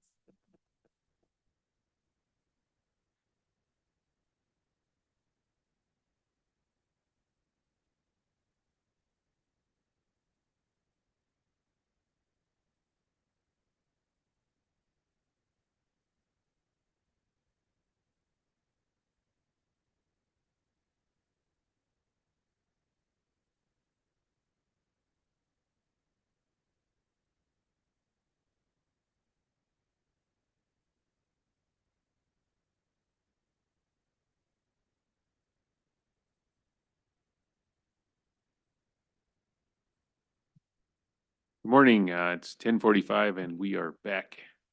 Next item on the agenda is communications with Chief of Staff. Ms. Corey, take it away. This is a very intimidating microphone. It's like smack in your face. All right, good morning, commissioners.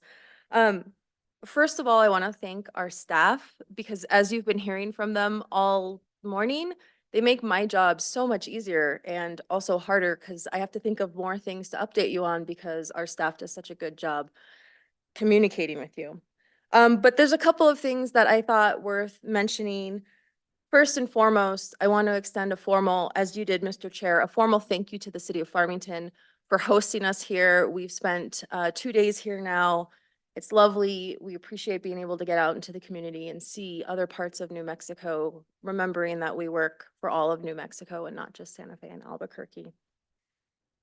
Secondly, coming up in the next couple of months, I just wanted to give us all a heads up. We have a couple of legislative reports due per statute. The first one is coming up in November. That's on community solar. That is a November 1st deadline, and that is already being organized, coordinated, and under work. The next one that's coming up is at the end of the year. By December 1st each year, we have to submit our annual report. So we have reached out to our division directors to start that process so that we can get it to you in sufficient time for review and feedback before we publish that. Next, I'd like to extend congratulations, farewell, well wishes to Colin Gillespie. He will be leaving our office at the end of next week. Specifically, I want to thank him for being an early believer in this administration, joining us when we were brand new to this. You all were brand new. I was brand new, and really sticking with us through the changes that we've undergone over the last 18 months.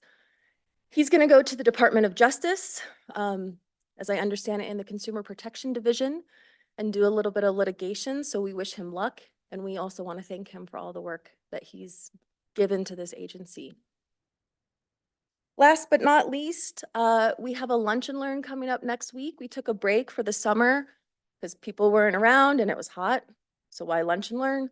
But we're starting again next week with a lunch and learn from our HR director, Sarah Valencia, on employee evaluations. Hopefully it can help employees understand how we think about our employee evaluations in the agency, help our managers start that conversation with our employees. It's something that we have to do as a state agency. And so let's just get it out into the open and have a good conversation about it. So that'll happen. I believe that's Tuesday. And like I said, because staff does such a great job, I don't have a whole lot to say. So now I'll just stand for questions. Thank you. Great, thank you for that, and echo the sentiment on Colin Gillespie. There's a tremendous group of folks who were here and have stayed through, and really, we wouldn't be here without them. There was also a group of folks that I'd been calling the Leap of Faithers, and he's one of them. So thank you, Colin, and look forward to seeing what you can do at Department of Justice. Commissioners, did you have any comments, questions for Chief Staff? Well, thank you for helping to organize this meeting here in Farmington, and you know, also to all the staff, and including Jennifer Baca, who does more than her fair share in the logistics and, you know, helping organize. And, you know, also want to wish Colin farewell. I think he'll be a great asset for the Department of Justice, and you know, hopefully they could continue to train him for us. And you know, maybe we'll see him back here someday. So, you know, thank you, and also congratulations to Colin. I'll just echo those sentiments. Thank you for and everyone involved in organizing this meeting here, and thanks to Colin for his work for the PRC, and best of luck in the future. Thank you, commissioners. Next on the agenda is communications with commissioners. Commissioner Ellison, do you have anything you'd like to communicate? As a matter of fact, I do. So I, you know, there's a couple of items I wanted to bring up. One item is involving the Energy Transition Act CO2 rulemaking. The record on that is scheduled to close on August 30th. And, you know, I guess I wanted to see if my fellow commissioners are willing to have a conversation on that. Also, I was considering issuing a bench request and, getting any responses prior to the record close. And, I wanted to articulate why. I think the most pressing issue for me is, the rulemaking currently excludes voluntary customer resources, which would mean anybody who has contractually, procured, resources, renewable resources, and is taking those RECs, those renewable energy credits directly. What I see missing in the record is data on what would the compliance numbers, the projected compliance numbers look like if that voluntary customer generation is excluded. What we saw, we issued the November 2023 bench request. We got a response from PNM on that, which has a table where they, they're including that voluntary customer generation because it's their position that it should be included. But what I would like to see is the same table without that voluntary customer generation, just so we know, what we're getting into if we approve of the NOPR as stands.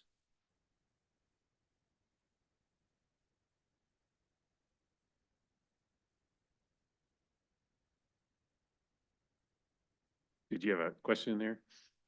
Well, I guess the question there is, do either of you have any concerns with issuing a NOPR focused on that, provided that we get the response and any, responses to that response by the time the record closes? Personally, I don't. I think I understand the question you'd like to ask PNM, and if you want to issue a bench request and they can respond to it by the 30th, that'd be great. I don't want to interrupt the process that we've agreed on, and the issue that you're talking about was addressed quite a bit in the process that preceded the rulemaking. So anyway, that's why I'm loath to give my opinion today because the record is not closed, and right now this is about the stakeholders, not me. And stakeholders have weighed in on that issue, so we'll sort it out when we do have all the information that's on the record. And then again, I understand why you want to ask the question that you described, and then I'd say go for it.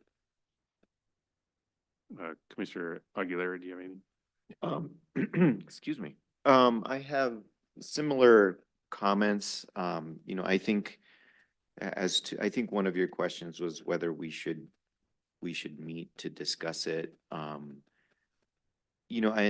to that, I've been looking at the record here, and I'm looking forward to see what stakeholders have to say in response to the NOPR. That's what I would prefer, I guess, is, to just consider what responses we get and what input we get from stakeholders and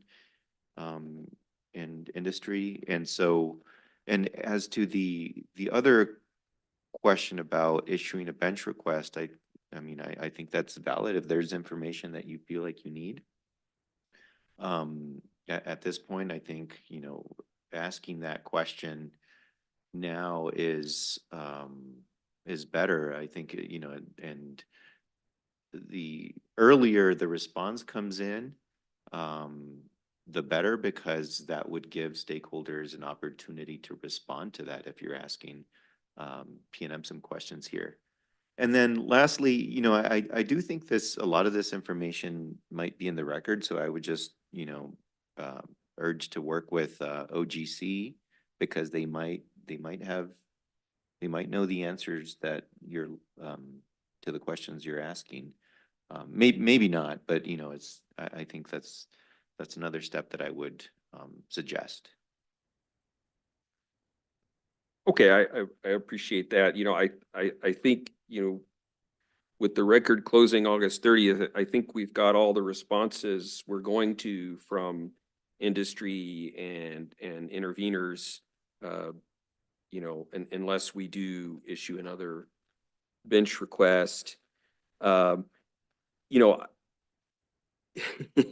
you know, rulemakings are tough because, you know, we can't do a closed session to deliberate, and so really the only chance to talk about it is at an open meeting, whether an open meeting prior to a vote or at the vote for the you know, for the rulemaking. So you know, I think that, you know, presents, you know, certain challenges. And, you know, I do understand the, you know, reluctancy to express an opinion on a matter that, you know, we have yet to rule on. Yet, you know, I'm not sure how we have a conversation about it, you know, really is the issue. You know, I think, you know, the day ahead market piece, I think is, you know, is a concern of mine. I guess I understand the way that it's defined in the NOPR now is that, you know, really off-system sales are not being counted. You know, I guess I'm unclear, you know, when and if PNM joins a day ahead market, you know, what's going to be considered an off-system sale, because I think we would have the situation where you would have some centralized dispatch of whatever plants PNM allows to be dispatched in the day ahead market, which would, you know, presumably be all of their dispatchable generation. You know, maybe there would be some constraints around some must run or something like that, but you would have a central dispatcher that are dispatching their plants, and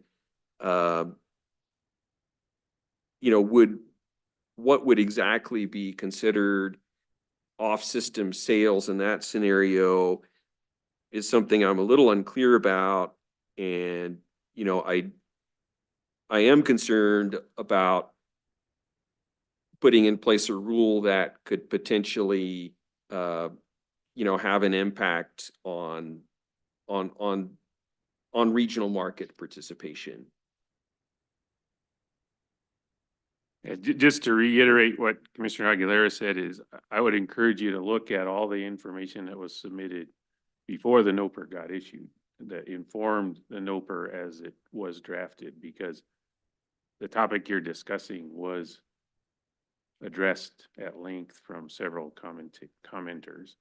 And then if you're still finding that info lacking, then go ahead and ask your question on a bench request. I think in the spirit of rulemaking, it shouldn't be pointed straight at PNM. You should ask questions of everybody who's participated in this process would be my only suggestion there. But like I say, I think, from my perspective anyway, we've got a lot of information on that topic already. I would like to add that, I think the question that you're asking is a really good one, and I agree that we have, responses to that in the record already. I would also note that the question you're asking is one that we have to answer. It's a policy issue.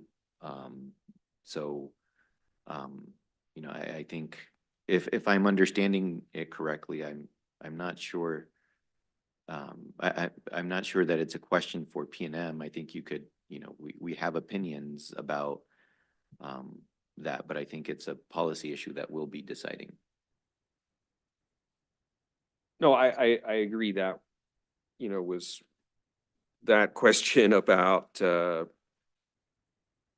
know, impacting the day-ahead market was certainly to the commission. I would ask something more specific to P&M. Well, and I would add, you could also broaden your review to look at the Markets Plus process, for example. So that's kind of the thing where I don't know why you would expect somebody to have an answer to that question. If you look at the discussion that's going on, like the letter that FERC sent in response to Markets Plus's design submission. And so, you know, again, to emphasize what Commissioner Aguilera said, that's a choice we're going to have to make. And we're in a moment where it's a choice that's going to have to be made without perfect information.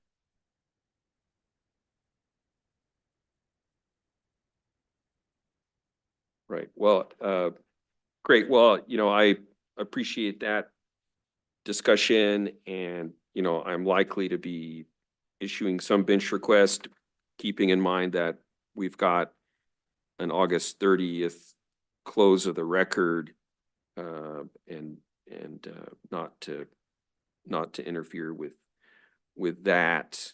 Yeah,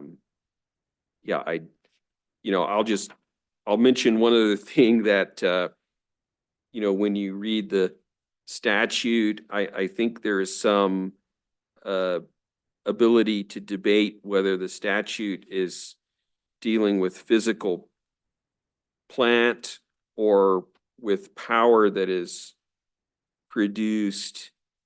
And, you know, I think the way our NOPR reads slants it towards physical plant, you know, because we've defined this term fleet, which really implies the physical plant. And I do think if it's the physical plant that is the focus, then it doesn't matter the purpose of the dispatch, that I would think you would need to include the dispatch of that plant, regardless of whether it's for EIM or for retail load. But if the focus is on the power that's generated, I think in that case, you certainly could differentiate, you know, for whom the plant is being dispatched. So, you know, that's just something I'm thinking about. Yeah, thank you. Did you have any other comments? You know, I think that's enough for that particular item. You know, I did want to mention that, you know, I'm going to try to attend part of a conference that is being organized by the Navajo Nation in Bernalillo on bridging tech and tradition, which is today and tomorrow. And, you know, I know broadband is one thing that that they are thinking about. And so perhaps that will lead to some new information.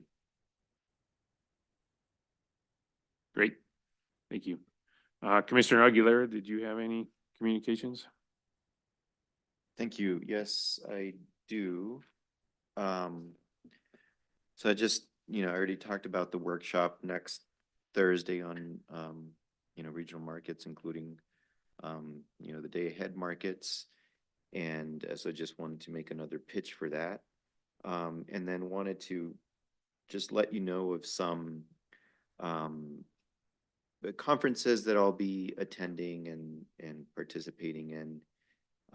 So I have, and I think I've already mentioned these, but I don't usually have my calendar in front of me. And so, so in September 9th, I'm going to be going to the NAWC conference, and I'll be moderating a panel there on cybersecurity with respect to water utilities. And then I'm going to be going to the New Mexico Energy Policy Symposium in Espanola on September 12th. And I'll be participating in a panel discussion there. And then I'll be attending the Advanced Energy Conference in Albuquerque. And that's around September 23, 24. And then I'm going to be going to the CAISO board and WEM body meeting in Tempe, Arizona on September 25th and 26th.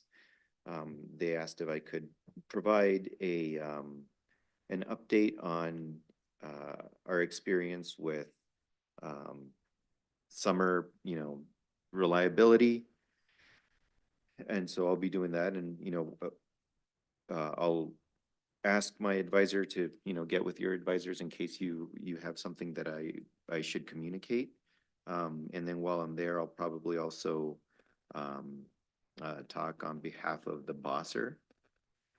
And then so going to that CREPC meeting on September 22nd through 24th, I think those are the correct dates. And then in November, the Mountain West Renewable Summit. So I'll be part of a panel there as well. And then in December, early December, I'll be going to the Northwestern Electricity Dialogue. So that's kind of have to keep it straight for myself. So wanted to, just make you aware of all of that. And yeah, and certainly if, I should communicate anything, especially at that reliability discussion for the CAISO board meeting, happy to hear what input you would have. Thank you for that. Also makes me feel obligated to give you my list. That first thing coming up, the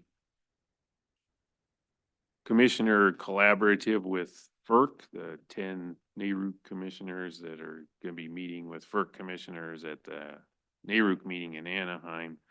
The first kickoff Zoom meeting for that is Monday, so I'll understand better what is going on there and can give you an update, and I'll make sure all the Western commissioners get the same update. Just heads up, the first topic they seem to want to talk about is gas electric system coordination. So there's a lot that's been done on that, but I'll know more about that after Monday.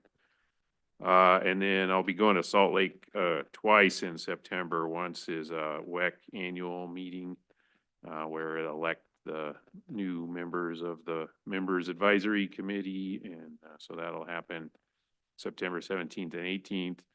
And then following week, I'm going to go back. There's a training session for WEC employees. So I'll be on a panel with some other former utility commissioners around the West just to have a conversation to help the WEC staff understand where we're coming from. And then I don't know if you subscribe to the WEC has a weekly email communication. One of the real strengths of WEC for us is they offer really good training that's also very cheap. And it's funny, if Mr. Fisk is listening, I was complaining about the use of the word cheap because I don't want to imply it's of low value. I should say it's low cost. So anyway, I'm working with my technical advisor to get him to attend at least one of those sessions so we can get verification on quality of that. And plus, I'm looking forward to him bringing back the materials. So things like how NERC standards get enforced through WEC at the utility level. I think that'd be very useful for the commission to know. So Mac Lee will likely be going to that training in the next couple of months. Then after September, also going to go to the CREPC meeting in October. There will be a RSC meeting in Little Rock at the end of the month. The NARUC conference in Anaheim in November. Not just the conference, but there's events at the beginning of the meeting and the end of the meeting. So that's going to be a long week in Anaheim. And then I'm planning also to go to that Northwestern Electricity Dialogue in Utah that first week of December also. And I believe that's my list. And like I say, next open meeting, I'll be able to get more information about FERC collaboration. And beyond that, my list here was just, again, appreciation to City of Farmington. And, we looked at San Juan Generating Station yesterday. It was fascinating. I've been to a lot of power plants in my life. I've never been to one that's being disassembled. So that was fascinating and educational. And thank you to PNM for taking the time to help us see that. And again, there's a lot of value of us getting out of the office and coming to communities like that. It's seeing things that are different than you can see if you just stay in Albuquerque and Santa Fe like we did yesterday. It's also to try to get out in the community and give people opportunities to interact with us. So as we go forward and it becomes more normal that we're doing that and communities kind of understand that we're here, us being here is an opportunity for you to come to us and let us hear your concerns face to face, one-on-one. That's another intention of going out around the state. So we'll continue to do it. And I don't think we've got the next one planned yet. Roughly, we know that we need to go to Ruidoso at some point. That conversation that I'd been describing where we kind of wanted to get first responders or emergency responders together to make sure the commission is promoting the fact that utilities can work with those folks on the ground while they're doing what they have to do, plus helping first responders do what they have to do. We just want to understand the commission's role in that and make sure we're, first of all, not getting in the way, and then second of all, giving folks incentive to make that happen. So anyway, that's coming together. We're going to have a really good panel, really good conversation. Consensus is we should do that in Ruidoso. So I don't know what date that's going to be. So I can't even promise Ruidoso's next on the list, but it is on the list and will be in the near future. Beyond that, we've got quite a list of other places we probably should go. So anyway, just sitting here in Farmington thinking about when do we come back out on the road next time. And as you heard, commissioner land obligations are heating up through the fall, so we'll have to be mindful of that too. Having said that, is there any other conversations? Appreciate both of you. Well, those were such good closing comments. I had to add another thing. I should always be Columbo. Yes. I did want to mention, with respect to the West-wide Governance Pathways Initiative, the launch committee is seeking comments on different proposals. One of them is with respect to the public interest and, under the idea that is envisioned here, there is a possibility to revise, I think, how the bosser would provide input And so one proposal is that anytime, so currently the BOSSR, which stands for Body of State Regulators, and is part of CAISO's EIM and day-ahead market. And so that's how the regulators from all of the states who have participants in the EIM and eventually EDAM provide input. And so, for example, one thing we do is we help the nominating committee decide on who should be on the Western Energy Market Board. So anyway, one of the proposals is to include a vote within the state regulators committee for public power. And so that's something that I've been thinking about a lot and am planning to oppose because I think there are certainly overlaps when you think about the public interest in what state regulators, our responsibility with respect to the public interest and a public powers responsibility. But I don't think they're exactly the same. I think there are a lot of differences between the how we each see the public interest, and so I'm not sure that we exactly overlap when we are representing the public interest. And so the Pathways Launch Committee is looking for comments now, and so the BOSSR will see if we could come to some consensus on comments. But if we're not able to, I might submit some separate comments just to note that I don't think that the votes of state regulators and public power are the same and should be merged. So just wanted to give you a heads up about that. Is I don't know, it could be controversial. No, I would encourage you to do that. I mean, that's really, as one of the regulators that signed the letter, that's really been kind of the thing that we've been trying to ensure through the process, that it's inclusive and transparent and what your point of view is valid. And so, yeah, that sounds like a great observation to do that. So if BOSSR doesn't come together, yeah, please do submit those comments. And yeah, I gotta say, just broadly working on this markets work has been education in the just very different aspects of what has to come together to have a Western electric grid. And even within public power, like federal public power is different than a smaller or more regional or locational based public power entity. So yeah, pointing that out. And then, like I say, the launch committee really wants to hear anything that helps with understanding and pursuit of public interest and consumer protection. So. Yeah, so that was my last comment. Now, if you can just give your excellent closing remarks again, that'd be great. There's no second acts in life.